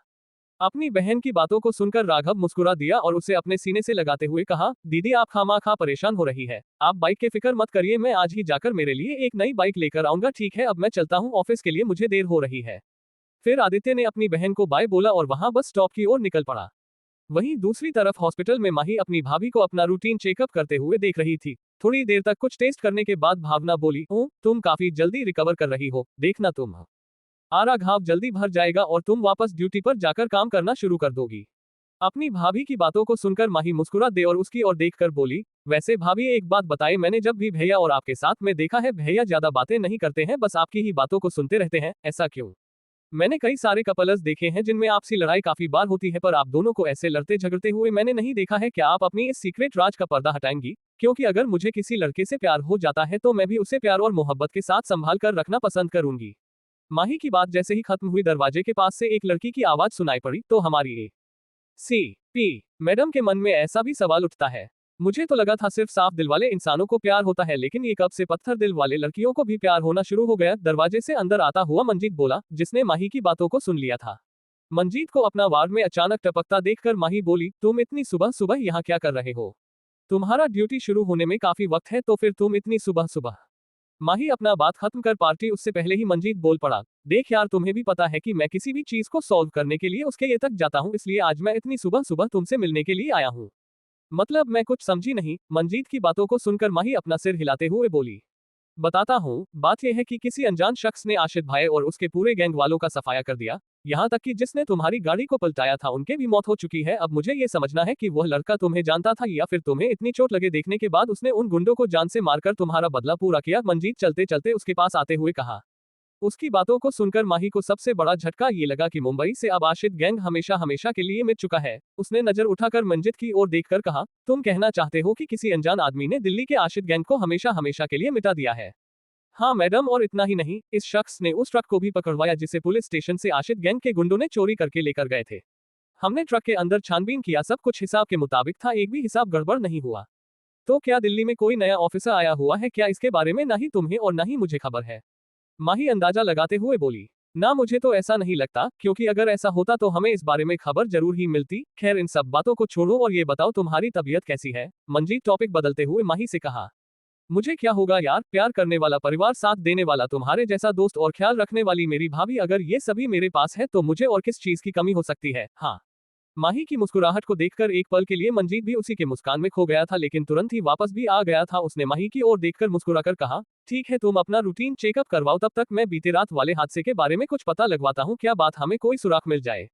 ठीक है, बाय, अपना ख्याल रखना। भावना एक नजर माही की ओर देखकर बोली, माही एक बात पूछूं, सच सच बताना। हाँ भाभी, बोलिए ना, क्या पूछना है आपको। माही सेब खाते हुए बोली, तुम्हें नहीं लगता है कि ACP मंजिल तुम्हें पसंद करने लगा है? देखो माही, मैं तुम्हारी भाभी हूँ, मुझसे छुपा कर कोई फायदा नहीं है। मैंने उसके आंखों में देखा है, उसके चेहरे पर तुम्हारे लिए साफ साफ प्यार नजर आता है। मेरी मानो तो तुम भी उसके बारे में सोच लो, क्या पता भगवान का यही मर्जी हो। भावना की बातों को सुनकर एक पल के लिए माही भी सोच में पड़ गई। उसे इतना तो पता था कि मंजीत उसे मन ही मन पसंद करता है, लेकिन कभी बोल नहीं पता नहीं भाभी, मुझे भी इस बारे में समझ में नहीं आता कि आखिर हम दोनों के दिल में चल क्या रहा है। क्योंकि सच कहूं तो भाभी, मैं मंजीत को अपने दोस्त के अलावा और कुछ ज्यादा नहीं सोचा है। हाँ, वो बहुत ही ज्यादा अच्छा और स्वाभिमान है, लेकिन मुझे नहीं लगता है कि हम दोनों की जोड़ी कभी एक हो पाएगी। माही की बातों को सुनकर भावना उसे कुछ बताना चाहती थी, लेकिन कुछ सोचकर शांत रही और रूटीन चेकअप का रने के बाद वो वहां से चली गई। जैसे ही उसने वार्ड के बाहर कदम रखा, उसने दरवाजे से टिकर खड़े मंजीत को देखा, जो शायद उन्हीं की बातों को सुन रहा था या फिर सुन चुका था। भावना मंजीत को कुछ बोल पाते इससे पहले ही मंजीत मुस्कुराते हुए वहां से चला गया। वहीं दूसरी तरफ राघव बस पढ़कर अपनी ऑफिस पहुंच चुका था। जैसे ही उसने अपना कदम ऑफिस पर रखा, सभी लोगों की नजरें उसकी ऊपर ही चली गई। राघव जैसे जैसे अपना कदम आगे की ओर बढ़ा था, सभी की नजरें उसी की ओर फॉलो करते जाती। लिफ्ट को खुला देखकर राघव दौड़कर लिफ्ट के अंदर चला गया। वो लिफ्ट ऊपर ले जाने के लिए बटन दबाने ही वाला था कि 4-5 लड़कियां दौड़कर उसे लिफ्ट के अंदर घुस गई और लिफ्ट बंद हो गया। लिफ्ट धीरे धीरे करके पहले माले से 26वें माले की ओर जाने लगी। राघव अपनी जगह पर खड़े होकर धीमी धीमी सांस ले रहा था। वहीं आसपास खड़ी लड़कियां नजरें चुराकर कभी उसे देखते तो कभी अपने आसपास के लोगों को। लिफ्ट अभी भी धीरे धीरे करके ऊपर की ओर बढ़ जा रही थी, तभी अचानक जोर का झटका लगा और लिफ्ट चलते चलते रुक गया। ये क्या हुआ, लिफ्ट रुक क्यों गई है? उद्धरण चिन्ह, कहीं बिजली तो नहीं चली गई है ना? अगर ऐसा हुआ तो हम घंटे तक यही फंसे रहेंगे। उद्धरण चिन्ह, मुझे अंधेरे से घबराहट होती है, अगर अंदर का भी लाइट बंद हो गया तो। उस लड़की ने इतना ही कहा था कि लिफ्ट का लाइट भी चला गया। अब तो लिफ्ट के अंदर लड़कियों की चीखने चिल्लाने की आवाज आने लगी। लड़कियों की चिल्लाने की आवाज से राघव का कान दुखने लगा। उसने उन लड़कियों को शांत करने की कोशिश करते हुए बोला, देखिए मैडम, आप लोग शांत रहिए, बस बिजली गई है, कुछ देर में वापस आ जाएगी। अगर आप लोग ऐसे ही चिल्लाते फिरेंगे तो लोगों के मन में गलत धारणाएं आने लगेगी। अरे तू अपना ज्ञान देना बंद कर और यह सोच कि हम इस लिफ्ट से बाहर कैसे निकालेंगे। अब क्या होने वाला इस कहानी में जानने के लिए पढ़ते रहिए रॉकी थे राइज ऑफ माफिया, सिर्फ पॉकेट एफएम और पॉकेट नोवेल पर। CH27 लिफ्ट के अंदर मीटिंग। लड़कियों को चिल्लाते देखकर राघव उन सभी को शांत रहने के लिए कहने लगा, लेकिन एक लड़की ने तो उसे ही डपट दिया। अब तो उन लोगों को घबराहट होने लगी थी कि कहीं वो इसी लिफ्ट में फंसे तो नहीं रहेंगे। एक लड़की घबराते हुए बोली, यार मुझे ऐसे अचानक बिजली चले जाने से काफी डर लगता है। मेरी माँ कहती है कि ऐसे अचानक बिजली तभी चली जाती है जब बुरी आत्माएं हमारे आसपास भटकती हैं। उस लड़की की बातों को सुनकर सभी लड़कियां और भी ज्यादा घबराने लगी और एक दूसरों के साथ चिपक गई। राघव सिर्फ एक अकेला लड़का था जो इन लड़कियों के साथ लिफ्ट में फंसा हुआ था, और वहां पर बस लड़कियां ही मौजूद थीं, इसीलिए राघव को लिफ्ट के अंदर अजीब महसूस हो रहा था। कुछ देर बाद उसे लिफ्ट का अंदर वाला टेलीफोन बजने लगा, जो अचानक लिफ्ट बंद हो जाने के बाद मदद के लिए कॉल किया जा सकता था। फोन बजाने की रिंग को सुनकर सभी का ध्यान उसे और चला गया। राघव जो उस फोन के पीछे खड़ा था, उसने कॉल उठाकर स्पीकर पर डाल दिया। हेलो हेलो सर, क्या आपको मेरी आवाज सुनाई दे रही है? दूसरी तरफ से किसी ने कहा, जी सर, हमें आपकी आवाज सुनाई दे रही है। राघव ने उन लड़कियों को शांत करते हुए जवाब दिया, जो इस वक्त टेलीफोन की रिंग सुनकर चिल्लाने लगे थे। सर, लिफ्ट का मेन वायर में कुछ प्रॉब्लम आ गई है और उसे ठीक करने में हमें कम से कम आधे घंटे का वक्त लग जाएगा, इसलिए आप लोगों को ज्यादा घबराने की जरूरत नहीं है। हम जल्द ही लिफ्ट को ठीक कर लेंगे, तब तक के लिए आप लोग शांति बना कर रखिए। क्या कहा, आधा घंटा? हमें आधे घंटे तक इस लिफ्ट के अंदर बिताना पड़ेगा। हे भगवान, कहीं मैं यही दम तोड़कर मर ना जाऊं। तभी एक लड़की जो काफी घबराई हुई थी, वो वहां पर मौजूद सभी लड़कियों को हटाते हुए टेलीफोन के पास आकर बोली, देखिए सर, प्लीज थोड़ा जल्दी करेगा, मुझे ऐसे बंद जगह से काफी डर लगता है। प्लीज सर, कहीं इस बंद जगह पर मेरा दम घुट गया तो प्लीज सर आप जल्दी लिफ्ट को खोलिए। उसे लड़की की बातों को सुनकर उस आदमी ने अपने जूनियर की ओर देखकर बोला, क्या लिफ्ट के बाहर बोर्ड लगाया नहीं गया है क्या कि जिन्हें भी बंद कमरों के अंदर डर लगता है उन्हें लिफ्ट का इस्तेमाल नहीं करना है? अपने सीनियर की बातों को सुनकर उसे आदमी ने अपना सर नीचे झुका लिया और कहा, सर आज से पहले ऐसा कभी नहीं हुआ था, ये आज पहली बार हो रहा है कॉर्पोरेशन के अंदर। इससे पहले ऐसा कोई घटना हुआ ही नहीं, जिस वजह से हमें कभी जरूरत ही नहीं पड़ी लिफ्ट के बाहर बोर्ड लगाने की। अगर इस लड़की को लिफ्ट के अंदर जाना इतना ही डर लगता है तो ये लिफ्ट के अंदर करने क्या गई थी? उद्धरण चिन्ह, अपने जूनियर की बातों को सुनकर उस आदमी ने कोई जवाब नहीं दिया, बस इतना कहा, ठीक है, लेकिन आगे से ध्यान रखना, कंपनी के अंदर जितने भी लिफ्ट के दरवाजे हैं उनके सामने एक बोर्ड रखवा देना, चाहे कोई पढ़े या ना पढ़े, लेकिन हमारा कर्तव्य होता है इन सब चीजों को करने का, इसलिए आगे से ध्यान रखना। जी सर। उनकी बातें उन लोगों को सुनाई दे रही थी, इस वजह से वो लड़की झिप गई। उसे ही पता था कि वह इस लिफ्ट के अंदर क्यों आई थी। बाकी लड़कियों की तरह वह भी राघव को काफी करीब से देखना चाहती थी, लेकिन उसकी फोटो किस्मत, उसने कभी नहीं सोचा था कि वह जी लिफ्ट पर चल रही है आगे जाकर बंद पड़ जाएगी। राघव से मिलने की बात तो अब छोड़ ही दो, अब उसे एक 7 फीट चौड़ा और 6 फीट लोहे के बने 4 दीवार के अंदर आधा घंटा बिताना पड़ रहा था। उसे आज पहली बार इतनी घबराहट हो रही थी जितना घबराहट शायद ही कभी उसे महसूस हुआ था। कॉल काटने के बाद वह सभी वक़्त अपना काम करना शुरू कर दिए। वहीं इन सबसे अलग राघव को इन सभी लड़कियों के बीच घुटन महसूस हो रहा था। अगर उसके अलावा कोई और लड़का इस लिफ्ट में मौजूद होता तो वह अपने आप को इतनी लड़कियों से घिरा देखकर लकी समझना और आज के दिन के लिए भगवान को 1000 बार नमन करता। लेकिन राघव इन सब से अलग था। उसे अपने सामने मंत्र आने वाली लड़कियां बिल्कुल भी पसंद नहीं थी। वो कॉलोनी की लड़कियों को इसलिए झेलता था क्योंकि वह वहां पर अपने परिवार वालों के साथ रहता है। अगर कुछ भी प्रॉब्लम आने से यह चलते फिरते लड़कियां उनकी मदद नहीं करने वाली, इसलिए वो इन लड़कियों से दूर रहता है जो बस हैंडसम चेहरे के पीछे भागते रहते हैं। ऐसे ही खड़े खड़े 10 मिनट बीत गया और उन वर्कर्स का भी कोई कॉल आने वाला दिखाई नहीं पड़ रहा था। राघव को खड़े खड़े अब उसका पाँव भी दिखने लगा था, इसलिए उसने लिफ्ट के अंदर एक कोने को पकड़ लिया और बैठ गया। राघव को ऐसे लिफ्ट के अंदर बैठता देख पाकर वह लड़कियां भी एक एक कर बैठने लगी। कोई अपना मोबाइल चला रहा था तो कोई राघव की ओर देखकर उसके बारे में बातें कर रहा था। कुछ लड़कियां अपने दोस्तों को वीडियो कॉल करके दिख रही थी कि वह किसी मुसीबत में फंस चुके हैं और कुछ लोग वीडियो को लगाकर अपनी दोस्तों को राघव का चेहरा दिख रहे थे। यार तुम तो लकी निकली, देखो आज तुम्हारा प्रिंस चार्मिंग तुम्हारे सामने ही बैठा हुआ है, आज ही मौका है, हाँ बोल दे उससे, क्या पता उसके आने के बाद तुम्हारी जिंदगी एक अलग ही मोड़ पर चलना शुरू कर दे। अरे पागलों की जैसे बातें मत करो, तुम देख नहीं रही हो क्या, मेरे अलावा यहाँ पर और भी कई सारी लड़कियां मौजूद है जो राघवेंद्र के लिए ही आई हुई है। अगर मैंने उसे प्रपोज किया ना, ये सभी लड़कियां मुझे यही लिफ्ट के अंदर ही जान से मार डालेगी। मैं बस यहाँ पर बैठकर अपनी प्रिंस चार्मिंग को देख सकती हूँ लेकिन उसे प्रपोज नहीं कर सकती। उद्धरण चिन्ह। अपनी सहेली की बातों को सुनकर उसकी सहेली बोली, देख यार आज मौका मिला है, इतनी सारी लड़कियां हूं, उसे जाने मत देना वरना अगर वह तुम लोगों के हाथों से छूट गया तो बाद में काफी पछताना पड़ जाएगा। अपनी दोस्त की बातों को सुनकर वह लड़की राघवेंद्र की ओर देखने लगी जो इस वक्त इधर से उधर देखे जा रहा था। कोई बात नहीं है यार, एक न एक दिन मैं मेरे प्रिंस चार्मिंग को अपने दिल की बात कर ही रहूंगी। तभी राघव का मोबाइल रिंग करने लगा। स्क्रीन पर श्वेता का नाम आते देखकर राघव ने तुरंत कॉल उठा लिया। जी मैडम।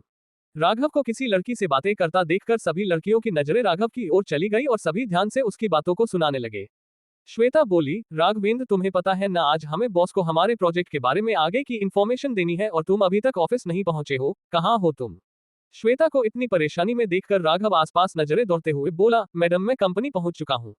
अगर कंपनी पहुंच चुके हो तो कहाँ हो, जल्दी आओ, अभी तुम्हारे पास 5 मिनट तक का वक्त है, तब तक के लिए मैं बॉस को हमारे बाकी के प्लान्स के बारे में इंफॉर्मेशन देता हूँ, तुम जल्दी से मीटिंग रूम के पास पहुंचो।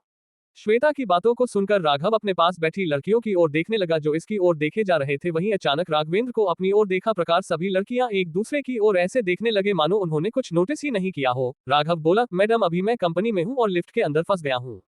उसके बाद राघव ने शुरू से लेकर अंत तक सभी घटनाओं के बारे में श्वेता को बता दिया। राघव की बातों को सुनकर श्वेता ने अपना सर पकड़ लिया। अब तो शायद ही राघव टाइम पर मीटिंग पर पहुंच पाएगा। ये सोचकर ही श्वेता का सिर दर्द होने लगा क्योंकि इस प्रोजेक्ट की में इंफॉर्मेशन राघव के पास मौजूद है। अगर वही इस मीटिंग में नहीं रहेगा तो मीटिंग करने का क्या फायदा, जब मेन आदमी ही इस मीटिंग पर मौजूद ही ना हो। राघव कुछ सोचते हुए बोला, मैडम आप मीटिंग रूम में जाए, मैं यहीं से वीडियो कॉल में कॉन्फ्रेंस से जुड़ता हूँ और मीटिंग अटेंड करता हूँ। गुड आइडिया राघवेंद्र, ये आइडिया मेरे दिमाग में क्यों नहीं आया? राघव की बातों को सुनकर श्वेता मुस्कुराते हुए बोली, अच्छा ठीक है, मैं तुम्हें मीटिंग रूम में जाकर कॉन्फ्रेंस कॉल करती हूँ, मैं लिंक शेयर कर रही हूँ, तुम उसमें से कनेक्ट हो जाना। ओके मैडम, राघव ने कहा और अपना लैपटॉप ऑन कर लिया। कुछ देर बाद राघव वीडियो कॉन्फ्रेंस द्वारा उसे मीटिंग में जुड़ गया। लक्ष्य श्वेता की ओर देखकर बोला, तुम्हारा एक और साथी कहाँ है? तुम्हारी 5 टीम की मेंबर है ना, तो एक और कहाँ गया? मीटिंग शुरू हो चुकी है और वह अभी तक पहुंचा नहीं यहाँ पर। अपने बॉस की सवाल को सुनकर शिवम, निशांत और प्रमिला श्वेता की ओर देखने लगे क्योंकि उन्हें इस बारे में पता था कि राघवेंद्र रेबेका के वजह से इस कंपनी को छोड़ने वाला था। लेकिन अब जब रेबेका को ही इस कंपनी से बाहर निकाल दिया गया है तो लाजिमी था राघव इसी कंपनी में रहेगा। लेकिन वह आज की खास मीटिंग पर आया क्यों नहीं था, यही सवाल वहां पर मौजूद सभी लोगों के मन में चल रहा था। श्वेता अपने लैपटॉप को लक्ष्य की ओर करते हुए बोली, बॉस वो इस वक्त लिफ्ट खराब हो जाने की वजह से उसके अंदर फंसा हुआ है, पर दिक्कत की कोई बात नहीं है, वो हमसे इस वक्त वीडियो कॉन्फ्रेंस के द्वारा जुड़ा हुआ है। जैसे ही राघव ने अपने बॉस को स्क्रीन पर देखा उसने कहा, गुड मॉर्निंग बॉस, सॉरी पर मैं इस वक्त आपके सामने नहीं आ सकता हूं, मैं अभी लिफ्ट में फंसा हुआ हूं, जैसे ही लिफ्ट क्लियर होता है मैं आपके पास पहुंच जाऊंगा। राघव की बातों को सुनकर लक्ष्य ने कोई जवाब नहीं दिया, बस अपना सिर हिलाकर मीटिंग शुरू करने के लिए बोल दिया। राघवेंद्र को कंपनी के बॉस के साथ बातें करता देखकर सभी लड़कियां शांत हो गई। अगर राघव इस वक्त किसी और से बातें कर रहा होता तो वो लड़कियां जरूर ही उसे परेशान करती, लेकिन वो इस वक्त जिससे बातें कर रहा था वो इस कंपनी का बॉस था। इस वजह से किसी की इतनी हिम्मत नहीं हुई कि वो राघव को परेशान कर सके, क्या पता उनका एक कदम उनकी नौकरी को छीन सकता था। श्वेता बोली, सर हमारा नया सॉफ्टवेयर उन हैकर्स की फ्रीक्वेंसी को तुरंत ही पढ़ सकता है और गेम के दौरान ही उनके अकाउंट बैन हो जाएगी, जिसके बाद अगर कोई भी प्लेयर हैक का इस्तेमाल करता है या फिर कोई भी बाहर से इस गेमिंग को हैक करने की कोशिश करेगा तो कंपनी के में स्क्रीन पर उसे हैकर की लोकेशन दिखाया जाएगा। इसके बाद कंपनी वाले बड़े ही आसानी से उस इंसान को पकड़ सकते हैं, यहाँ तक कि इस सॉफ्टवेयर के द्वारा आसपास के पुलिस स्टेशन में भी इसकी खबर मिल जाएगी। श्वेता की बात खत्म हो जाने के बाद राघव एक प्रोटोटाइप वीडियो स्क्रीन पर दिखाते हुए बोला, सर मैंने एक प्रोटोटाइप वीडियो तैयार किया है जो इस बात को समझने में हमारी सबसे ज्यादा मदद करने वाली है। और हाँ सर, एक खास बात, इस गेम के हर 1-2 महीने में एक अपडेट आएगा जिसमें धीरे धीरे करके हम ग्राफिक्स को एडवांस बनते जाएंगे। इसी से क्या होगा कि नई ग्राफिक्स आने की वजह से प्लेयर्स की उत्सुकता और भी ज्यादा बढ़ती जाएगी। अगर हम एक ही बार में ग्राफिक को चेंज कर देते हैं तो पुराने प्लेयर्स को सबसे ज्यादा परेशानी उठानी पड़ सकती है। हाँ सर, निशांत बोला, हमने रिसर्च किया है, ज्यादातर गेमिंग डेवलपर्स ऐसे ही अपने गेम्स को फेमस बनाते हैं और उनका गेम पॉपुलर भी होता है। वैसे भी हम जिस गेम के ऊपर काम कर रहे हैं वह भी एक बहुत ही ज्यादा फेमस ऑनलाइन गेम है। लोगों के लिए इसका प्यार बयान नहीं किया जा सकता है। हजारों नहीं बल्कि करोड़ों लोग इस गेम को खेलते हैं। देश विदेश के गेमिंग प्लेयर्स और लवर को इस गेम के बारे में पूरी इंफॉर्मेशन मालूम होती है।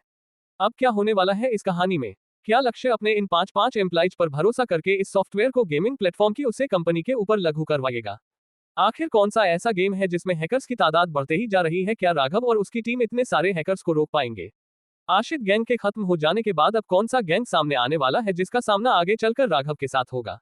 जानने के लिए पढ़ते रहिए रॉकी थे राइज ऑफ माफिया, सिर्फ पॉकेट एफएम और पॉकेट नोवेल पर। CH28 लक्ष्य का गुस्सा। लिफ्ट खराब हो जाने की वजह से राघव लिफ्ट के अंदर ही बैठकर मीटिंग करने लगा। वही उसके साथ फांसी लड़कियां राघव को कंपनी के बॉस के साथ मीटिंग करता देखकर सभी शांत होकर बैठ गई और राघव की ओर देखने लगे, जिसे आए हुए कंपनी में कुछ दिन हुए भी नहीं है और उसे अपने कंपनी के बॉस के साथ मीटिंग करने का मौका मिल रहा था। वहीं निशांत की बातों को सुनकर लक्ष्य उस प्रोटोटाइप वीडियो की ओर देखने लगा जो सामने के प्रोजेक्टर पर चल रहा था। पूरी वीडियो को देखने के बाद लक्ष्य बोला, अभी इस प्रोजेक्ट पर काम करना कितना बाकी है? सर हमें 3 दिनों की और समय चाहिए। हमने इस ऐप के भीतर जाकर देखा है और लाइव स्ट्रीमर जो इस गेमिंग को लेकर लाइव स्ट्रीम करते हैं उनकी वीडियो को भी हमने देखी है। हर 1, 2 या 3 गेम में एक ना एक हैकर आ ही जाता है। ऐसे में लोगों का इस गेम से बोरियत होना कोई बड़ी बात नहीं है। जहां हर वक्त हैकर्स का अटैक होता रहेगा, ऐसे में उन्हें अपना गेमिंग स्किल दिखाने का मौका कैसे मिलेगा?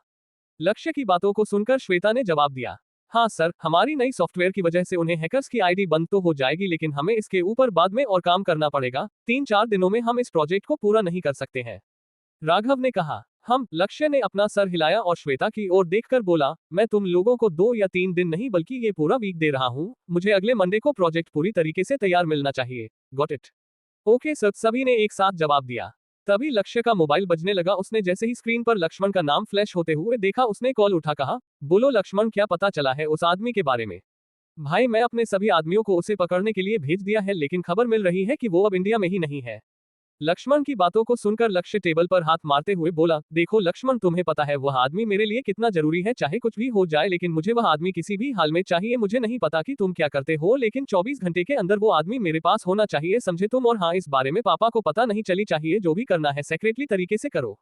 अपने बॉस को इतने गुस्से में देखकर चारों चौंक गए। वहीं रिमिका जो इस वक्त लक्ष्य के बिल्कुल बगल में बैठी हुई थी, वह भी एक पल के लिए लक्ष्य की गुस्से को देखकर घबरा सी गई थी। उसने कभी भी लक्ष्य को इतने गुस्सा करते हुए नहीं देखा था, तो फिर ऐसा क्या हो गया था कि लक्ष्य इतने गुस्से में दिखाई दे रहा था?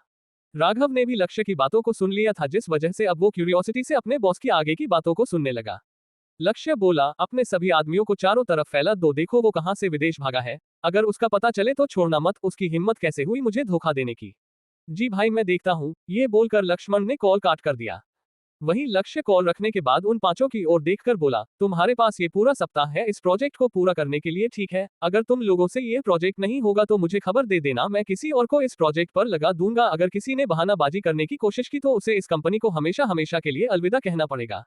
लक्ष्य की बातों को सुनकर 5 की आंखें बड़ी हो गई। उन्हें आखिर समझ में नहीं आ रहा था, आखिर उनके बॉस को हो किया गया था कि उसने उनसे ऐसा कह दिया। कोई कुछ सोच पता उससे पहले ही लक्ष्य अपने असिस्टेंट रिमिका के साथ मीटिंग रूम से बाहर निकल गया। राघव भी लिफ्ट ठीक हो जाने के बाद अपने टेबल पर जाकर प्रोजेक्ट पर और भी ज्यादा रिसर्च करने लगा, क्योंकि अब ये सवाल उसके नौकरी के ऊपर आ गई थी। अगर उन्होंने इस प्रोजेक्ट को सही तरीके से पूरा नहीं किया तो उनकी ये 1 सप्ताह कंपनी में आखिरी सप्ताह होगा। और कौन ही ऐसा होगा जो इतनी बड़ी सॉफ्टवेयर कंपनी से बाहर निकलना चाहता हूं, जिनकी पहुंच दुनिया के कोने पर फैली हुई हो?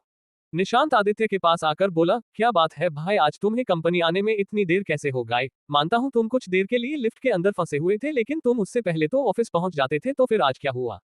निशांत की बातों को सुनकर राघव अपना सिर चेयर पर टिकाकर कहा, मत पूछ यार, कल की वजह से मैं मरते मरते बचा हूं। मरते मरते, लेकिन कल तो जन्माष्टमी टमी का त्योहार था और तुम कृष्ण बने हुए थे, तो फिर तुम्हारे साथ ऐसा क्या हुआ कि तुम मरते मरते बचे? राघव की बातों को सुनकर शिवम ने कहा, अरे क्या बताओ यार, कल इतना थक गया था कि कुछ देर बाहर घूमने के लिए निकला था, तभी एक बेकाबू ट्रक ने मेरी बाइक को ठोकर मार दी। वह तो गरिमा थी कि मैं बाल बाल बच गया, वरना आज मेरी लाश तुम लोगों के सामने पड़ी होती और तुम लोगों की आंखों में आंसू छलक रहे होते। राघवेंद्र की बातों को सुनकर निशांत उसे घूर कर देखने लगा, वही शिवम भी राघव को खा जाने वाली नजरों से देखने लगा। चलो अब बातें करना बंद करो और काम पर लग जाओ, वरना नौकरी से हाथ धोना पड़ेगा। उन दोनों को अपनी तरफ ऐसे घूरता देखकर राघव ने मजाक किया लहजे में कहा। मीटिंग खत्म होने के बाद श्वेता प्रमिला के साथ बैठकर प्रोजेक्ट के बारे में डिस्कस कर रही थी, वहीं शिवम, निशांत और राघव ग्राफिक डिजाइनिंग के बारे में डिस्कस कर रहे थे। 2 घंटे तक इस मसले में बातचीत करने के बाद सभी कॉफी ब्रेक लेकर कैंटीन एरिया में बैठ गए। राघव कॉफी की चुस्की लेते हुए बोला, हम तो कल के कंपटीशन में किसको किसको प्राइज मिला है भाई, कंपनी वालों ने इतना शानदार प्रोग्राम ऑर्गेनाइज किया था, मजा तो काफी आया होगा। राघव की ये बातें को सुनकर निशांत को ऐसा लगा मानो किसी ने उसके डूबते हुए नौब पर हाथ रख दिया हो। उसने इस कंपटीशन को जीतने के लिए कितनी सारी उम्मीद जागी थी, लेकिन आखिर रिजल्ट आने के बाद उसे निराशा ही हाथ लगा और उसे अपने घर खाली हाथ लौटना पड़ा था। वहीं शिवम, जो काफी हैंडसम था, उसने भी इस कंपटीशन में पार्टिसिपेट किया था, लेकिन उसमें उसका कोई जलता नहीं चल। यहाँ तक कि प्रमिला ने भी कंपटीशन में भाग लिया था, लेकिन बीच में ही कंपटीशन छोड़कर उसे घर जाना पड़ा था। अगर वह आगे पार्टिसिपेट कर पाती तो जरूरी इस कंपटीशन में अपना स्थान निश्चय कर लेती। अरे भाई, ये सब बातों को छोड़ो और ये बताओ राघवेंद्र, तुमने इतना अच्छा बांसुरी बजाना कहाँ से सीखा है? सभी को रोकते हुए शिवम बोला। हाँ भाई, मैं भी तुमसे इसी बारे में पूछना चाहता था। पता है, कल जब तुम बांसुरी बजा रहे थे ना, तब हमारे कंपनी में तुम्हारे वीडियो को लाइव दिखा रहे थे। सच कहूं, हर कोई तुम्हारी बांसुरी की धुन को सुनकर मोहित हो गया था, यहाँ तक कि मैं भी। निशांत ने एक साइड होते हुए बोला। हाँ राघवेंद्र, बताओ ना, तुमने इतना अच्छा बांसुरी बजाना कहाँ से सीखा है? अब तो प्रमिला की भी क्यूरियोसिटी बढ़ते ही जा रही थी। उसने भी कल राघव का इस लाइव टेलीकास्ट को देखा था, जिसमें राघव बांसुरी बजा रहा था। बांसुरी का धुन ही कुछ ऐसा था कि सभी को मंत्र मुक्त कर दे रहा था। ऐसे में लड़कियों का उसके ऊपर फिदा होना ये तो आम बात है। सभी को ऐसे रिक्वेस्ट करता देखकर राघव मुस्कुराते हुए बोलो, भाई मैं बांसुरी बजाना एक गुरु से सीखा है, जो कि स्वरों की दुनिया में महान माने जाते हैं। उन्होंने ही मुझे बांसुरी बजाना सिखाया था और आज भी मैं बांसुरी के एक भी धुन को भूला नहीं हूँ। पता है, मेरे गुरुजी जब भी बांसुरी बजाते थे तब ऐसा लगता था कि मानो मैं एक ऐसी जगह पर पहुंच गया हूं जहां सुख के अलावा और कुछ नहीं है।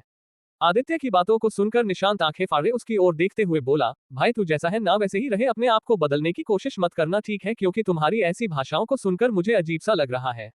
निशांत की बात को सुनकर सभी तरह के मारकर हंसने लगे। ऐसे ही हंसी खुशी में कब थी ब्रेक खत्म हो गई, किसी को पता ही नहीं चला। ब्रेक के बाद सभी वापस से अपने इस प्रोजेक्ट पर जुड़ गए।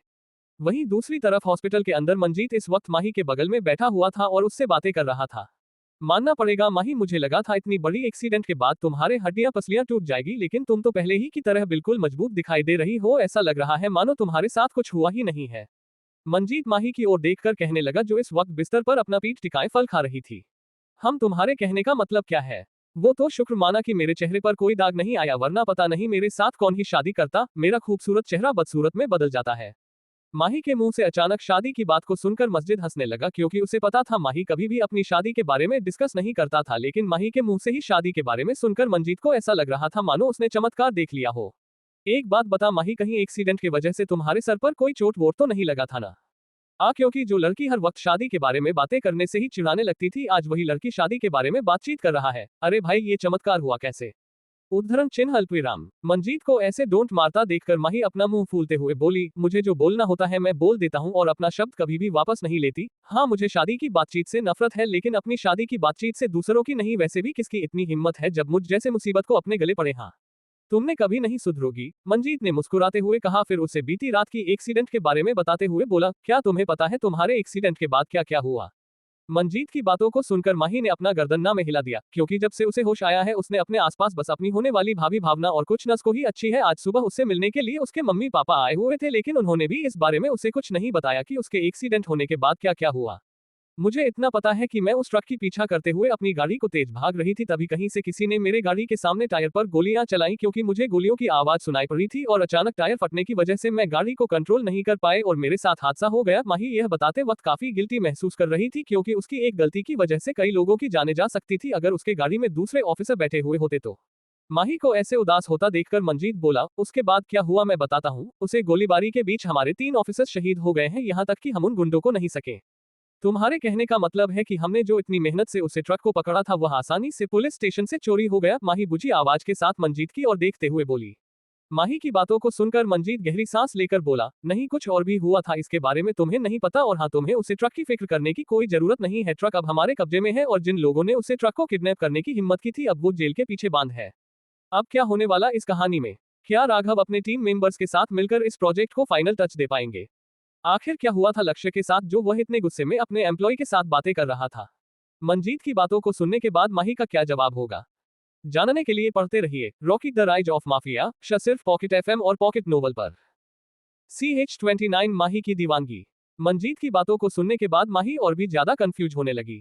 उसने कहा, तुम्हारे कहने का मतलब है कि उन गुंडों को पुलिस वालों ने नहीं बल्कि किसी और ने पकड़वाया है? हाँ, मंजीत ने अपना सर हिलाते हुए कहा। माही बोली, तो क्या पता चला कि वो इंसान आखिर है कौन जिसने हमारी मदद की है? माही की बातों को सुनकर मंजीत गहरी सांस लेकर बोला, अभी तक तो उसके बारे में हमारे पास कोई इन्फॉर्मेशन नहीं है। तुम्हारा जहां पर एक्सीडेंट हुआ था मैंने उस जगह पर छानबीन किया है, लेकिन न ही मुझे उस अनजान शख्स के बारे में पता चला और न ही उन गुंडों के बारे में। मंजीत की बातों को सुनकर माही सोच में पड़ गई। ऐसे में वो सभी किस इंसान के ऊपर विश्वास करेंगे कि उनकी मदद आखिर किसने की है? लाखों लोगों की तादाद वाले इस शहर में एक अकेले आदमी को ढूंढना जिन्होंने उनकी इतनी बड़ी मदद की है, ये तो बिल्कुल ही नामुमकिन है। अगर किसी एक का पर्स गुम हो जाता है तब उस पर्स को अपना बताने वाला कई लोग सामने आकर खड़े हो जाते हैं और उस पर्स का मालिक अपने आप को बताने लगते हैं। इन सब के बीचों पर उसे अकेला इंसान को ढूंढना बहुत ही मुश्किल हो जाता है। ऐसे ही सिचुएशन अब माही और पूरे पुलिस डिपार्टमेंट के ऊपर आ गई थी। इन हजारों झूठे लोगों में से उन्हें एक अकेले को ढूंढना था जो इतने बड़े गैंगस्टर को पकड़वाकर उनकी मदद की थी। माही कुछ सोचकर मंजीत की ओर देखकर बोली, एक बात बता मंजीत, तुम्हें इस बारे में कैसे पता चला कि हमारी मदद करने वाला उनका आदमी नहीं बल्कि कोई अनजान शख्स था? ऐसे भी तो हो सकता है उस गैंग मेंबर में कोई गद्दार हो निकले जिसने अपने फायदे के लिए अपने ही लोगों का इस्तेमाल किया हो।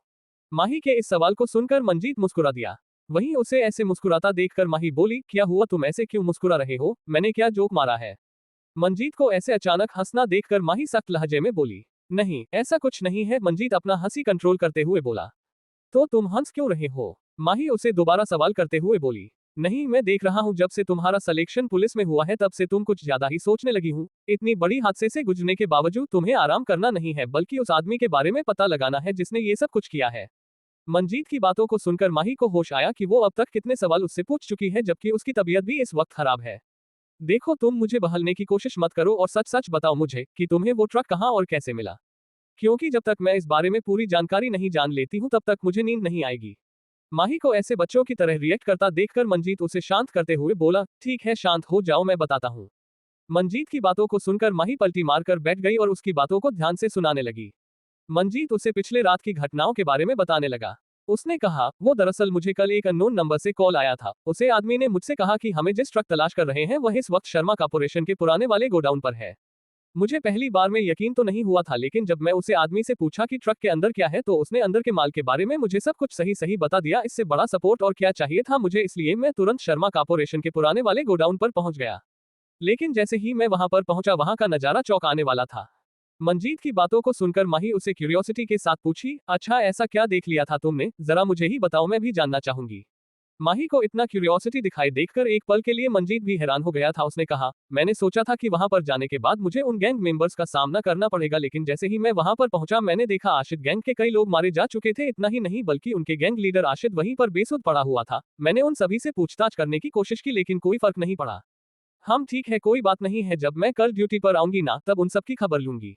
फिर उसने शरारती लहजे में मंजीत से कहा, और बताओ घर में तुम्हारे सब कैसे हैं? मैंने सुना आंटी जी तुम्हारे लिए लड़की ढूंढ रही है, कोई पसंद भी आया या नहीं, या फिर दरवाजे से ही बाहर भगा दिया? माही की इस बात को सुनकर दोनों ही ठहाके मारकर हंसने लगे। कुछ देर यूं ही इधर उधर की बातें करने के बाद मंजीत अपनी ड्यूटी के लिए चला गया। वहीं माही ये सोच रही थी कि अब वो किसके साथ वक्त बिताएगी, क्योंकि भावना तो इस वक्त राउंड अप के लिए चली गई थी। ऐसे में उसके साथ वक्त बीतने वाला कोई नहीं था। उसने अपना मोबाइल निकाला और फेसबुक चलाने लगी। कुछ देर ऐसे ही स्क्रोलिंग के बाद उसे अब बोरियत महसूस होने लगी। तभी उसकी उंगली एक वीडियो पर आकर रुक गई। जैसे ही उसने उबासी लेने के लिए अपना उंगली मोबाइल की स्क्रीन पर से हटाया उसे अपने कानों पर मधुर बांसुरी की ध्वनि सुनाई देने लगी। अचानक आए इस खूबसूरत धुन को सुनने के बाद पता नहीं पर माही अपने आप को हल्का महसूस करने लगी। उसने तुरंत अपने आप को झटका और आसपास देखने लगी कि आखिर ये धुन बजा कौन रहा है। तभी उसकी नजरें अपने मोबाइल की स्क्रीन पर पड़ी जहाँ एक लड़का कृष्ण का भेष लिए बांसुरी बजा रहा था। इस लड़के की बांसुरी की धुन को सुनकर ना जाने क्यों पर माही उस लड़के के चेहरे पर ही देखते देखते खो गई। उसे पता ही नहीं चला कि कब भावना उसके पास आकर खड़ी हो गई और उसे ऐसे देखकर मुस्कुराने लगी।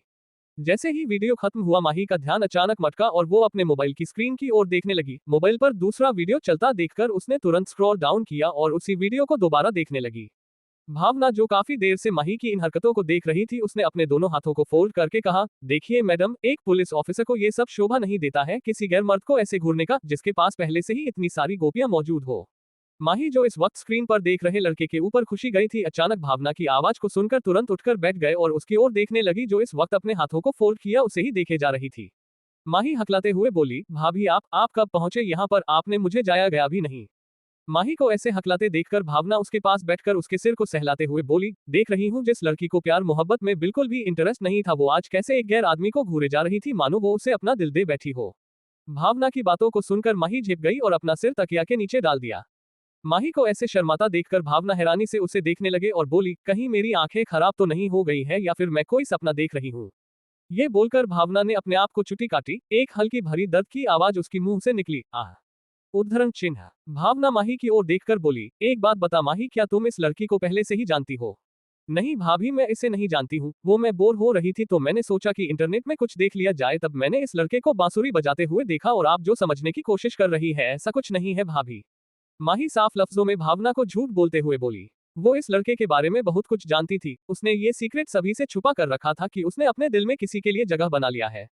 माही को लगा कि वह झूठ बोलकर इस बात से पीछा छुड़ा लेंगे, लेकिन शायद माही भूल रही थी, भावना एक डॉक्टर है जो लोगों की शक्ल देखकर ही बता देती है आखिर उन्हें किस चीज का प्रॉब्लम है। लेकिन यहाँ तो उसकी देवरानी को लवेरिया हो गया था, जो उसे साफ साफ दिखाई भी दे रही थी। माही को ऐसे खाया देखकर भावना बोली, वैसे ये लड़का है कौन और करता क्या है? माही, जो इस वक्त किसी सच में पड़ी हुई थी, उसने ऐसे ही जवाब दे दिया, भाभी उसका नाम रविंद्र सिंह है, वो ओबरॉय कॉर्पोरेशन पर डेवलपर डिपार्टमेंट पर काम करता है। उद्धरण चिन्ह। हूँ, और क्या पता है तुम्हें इस लड़की के बारे में? माही को ऐसे प्यार से उसे लड़की के बारे में बताते देखकर है भावना ने भी मौके पर चौका मार दिया और उसे सब कुछ उगलवाने लगी। वो दूसरे शहर में रहकर अपनी इंटर्नशिप पूरा कर रहा था, कुछ ही महीने पहले ही वो दिल्ली आया है। मैंने पता किया है उसके बारे में, घर में उसका भैया और एक क्यूट सा भांजा है। और आपको पता है भाभी, वो ना, उसने इतना ही कहा था कि आगे का शब्द उसके गले पर ही अटक गया। उसे समझ में आया कि वो अपने भाभी के सामने बैठकर क्या बोल रही है। उसने अपने दिल के अंदर छिपे राज को अपने भाभी के सामने निकाल दिया था। माही अपने आप को कोसते हुए बोली, ओ सिट, मैंने ये क्या बोल दिया है? Oh God, oh God, oh God, please मुझे बचा लेना, मैं आज आपका नाम के नाम टाइम पर व्रत रखूंगी। उद्धरण चिन्ह। माही को अकेले अकेले बड़बड़ते देखकर भावना बोली, सो फाइनली तुम्हें किसी से प्यार हो ही गया। चलो अच्छी बात है, कम से कम हमें इतना तो पता चला कि तुम्हें लड़कियों पर नहीं बल्कि लड़कों पर इंटरेस्ट है। अपनी भाभी की बातों को सुनकर माही हैरान होते हुए बोली, मतलब भाभी, आपके कहने का क्या मतलब भाभी? माही को ऐसे अपनी और सीरियसली देखता पाकर भावना बोली, चलो इन सब बातों को छोड़ो और ये बताओ कि तुम मुझे कब उसे मिलवाने हो, और हाँ, मुझसे कुछ छिपाने के बारे में सोचना भी मत, क्योंकि मैं डॉक्टर के साथ साथ एक साइकेट्रिस्ट भी हूँ, समझी ना? मुझे कोई भी अपनी बात छुपा नहीं सकता है, इसीलिए जो कुछ भी है सब सबसे बताओ। और एक बात, तुम्हें उससे प्यार हुआ कैसे? अपनी भाभी की बातों को सुनकर माही बोली, भाभी मैं कुछ दिनों पहले अपने पुराने रिश्तेदार वालों से मिलने के लिए गई थी, उनके घर पर आप और भैया की शादी का कार्ड देने के लिए, तभी मुझे इस लड़के के बारे में पता चला, जिसके पीछे एक दो लड़की नहीं बल्कि कॉलोनी की सभी लड़कियां पीछे पड़ी हुई थी। और तुम भी उसके पीछे लग गई ना? भावना उसे छेड़ते हुए बोली। नहीं भाभी, ऐसा नहीं है, दरअसल मुझे उससे लड़के के बारे में पता चला था, लेकिन मैं उस दिन तुरंत ही वहां से निकल गई। लेकिन हमारी पुराने रिश्तेदार की एक बेटी भी है, सुधा, वो रोज उस लड़के की तस्वीर को मुझे भेजती है, ये कहकर कि ये उसके सपनों की प्रिंस चार्मिंग है। लेकिन मैंने सोचा नहीं था कि उसके सपनों का प्रिंस चार्मिंग कब मेरे सपनों का प्रिंस चार्मिंग बन जाएगा, मुझे ही पता नहीं चला।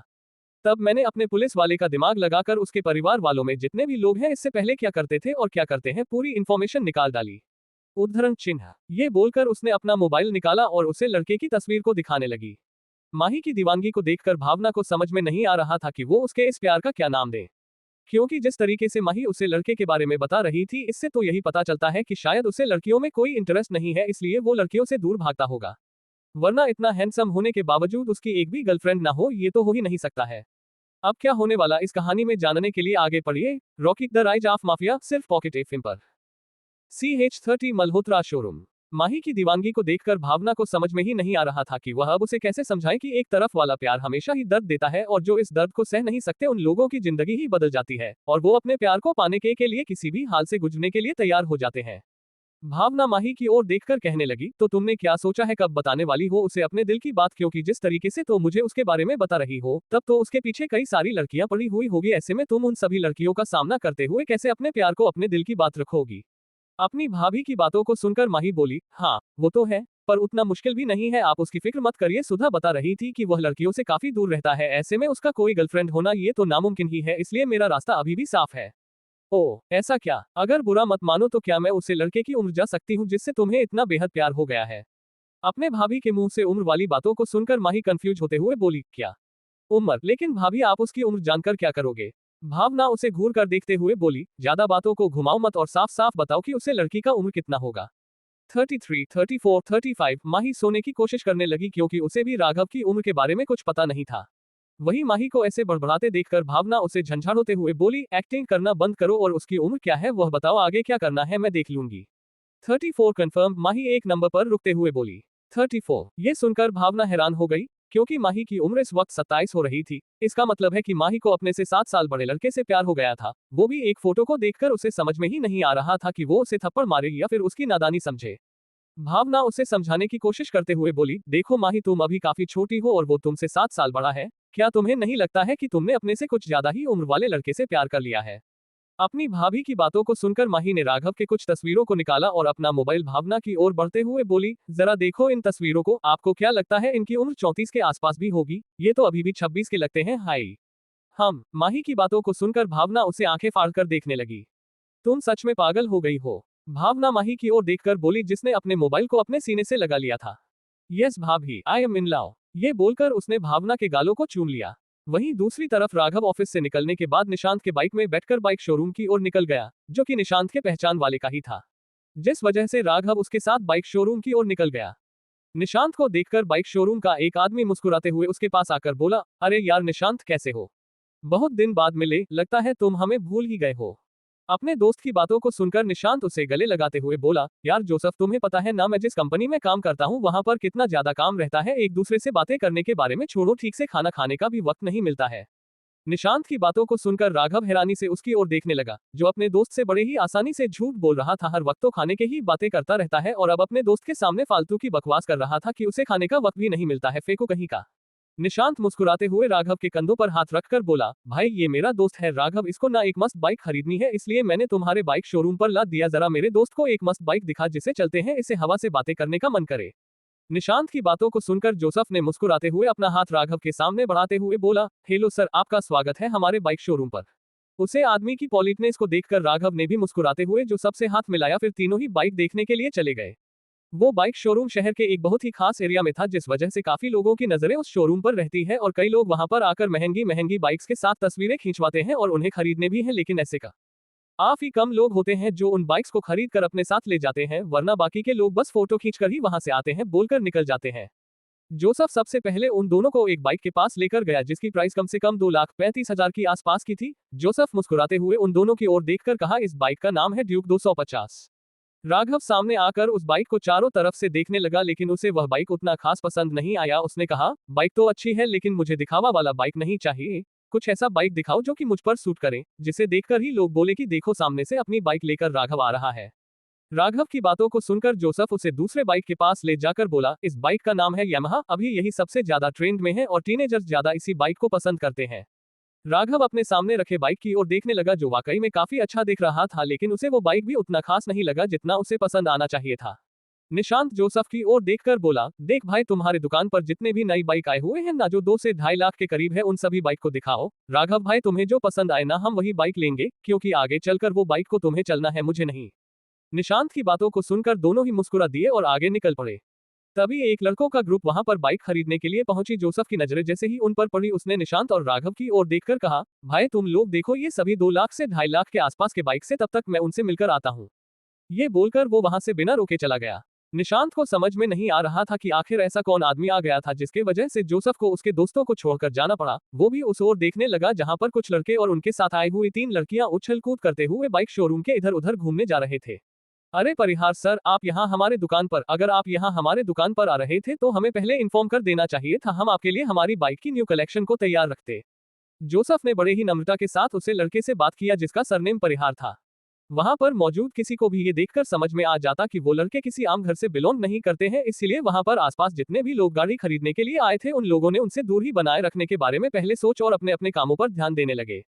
उन सभी का लीडर एक लंबा चौड़ा लड़का था जो कि देखने में किसी कॉलेज गोइंग स्टूडेंट की तरह दिख रहा था और बाकी उसके साथ आए हुए लड़के भी कॉलेज स्टूडेंट्स लग रहे थे।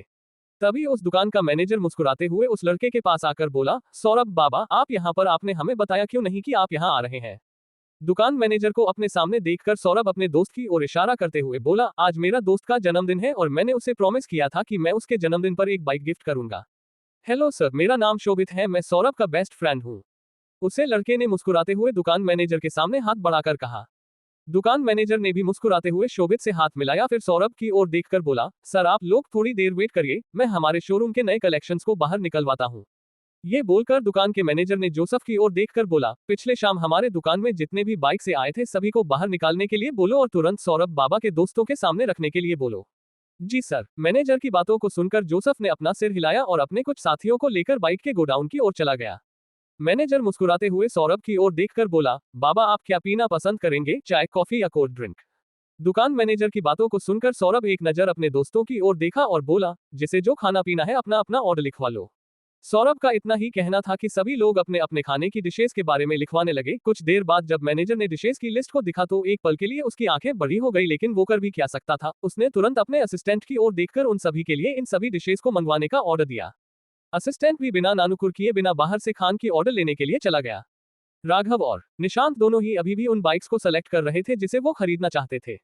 इतनी देर तक माथा पट्टी करने के बाद राघव को एक बुलेट पसंद आई थी जो कि काफी शानदार दिखाई दे रही थी। दिखने में ऐसा लग रहा था मानो उसे मॉडिफाई किया गया, लेकिन उसका लुक्स ही राघव को काफी पसंद आ रहा था, इसलिए उसने उस बुलेट को सेलेक्ट किया। फाइनली राघव को बाइक पसंद करता देखकर निशांत गहरी सांस लेकर बोला, चलो फिर, बढ़िया है, मुझे भी ये बाइक काफी पसंद आई, चलो फिर इसे ही तुम्हारे लिए खरीदते हैं। राघव ने भी अपना सिर हिलाया और दोनों बाइक शोरूम के मैनेजर के केबिन की ओर जाने लगे। निशांत की नजरें काफी तेज थी, उसने दूर से ही शोरूम के मैनेजर को देख लिया था। उसने मुस्कुराते हुए उसके पास जाकर कहा, सर हमें वो वाली बुलेट पसंद है, अब से हमारे लिए रेडी करवा दीजिए। दो गरीब दिखने वाले लड़कों को अपने सामने देखकर सौरभ के दोस्तों में से एक ने कहा, क्या बात है यार, मल्होत्रा शोरूम पर अब ऐसे भिखारी भी आने लगे, तब तो इस शोरूम की रेपुटेशन जरूर ही गिरेगी। अपने दोस्त की बातों को सुनकर सभी की नजरें राघव और निशांत के ऊपर गई, जो कि अभी भी ऑफिस के यूनिफॉर्म पहने हुए थे और उनके सीने पर उनका आईडी कार्ड झूल रहा था।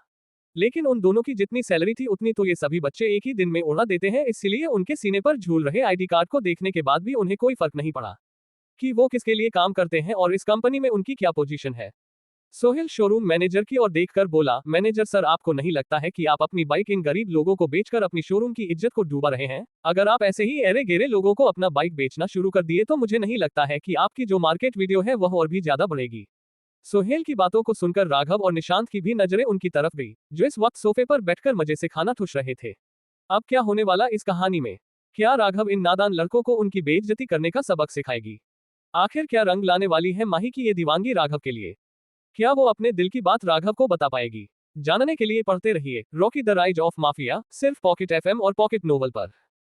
आज के लिए बस इतना ही। अगर आप इस कहानी के बारे में और अधिक जानकारी चाहते हैं तो पढ़ते रहिए कहानी Rocky the rise of mafia auto. और अगर आपको ये कहानी पसंद आई हो तो प्लीज लाइक, सब्सक्राइब और शेयर करें। और अगर हमारे कहानी में किसी भी प्रकार की गलती हुई हो तो कृपया मुझे कमेंट सेक्शन में इन्फॉर्म करें। और अगर आप हमारे चैनल को लाइक, शेयर, सब्सक्राइब और कमेंट करते हैं तो हमें और अधिक मोटिवेशन मिलती है इस तरह की और कंटेंट बनाने के लिए। धन्यवाद। Folded hands, folded hands, folded hands.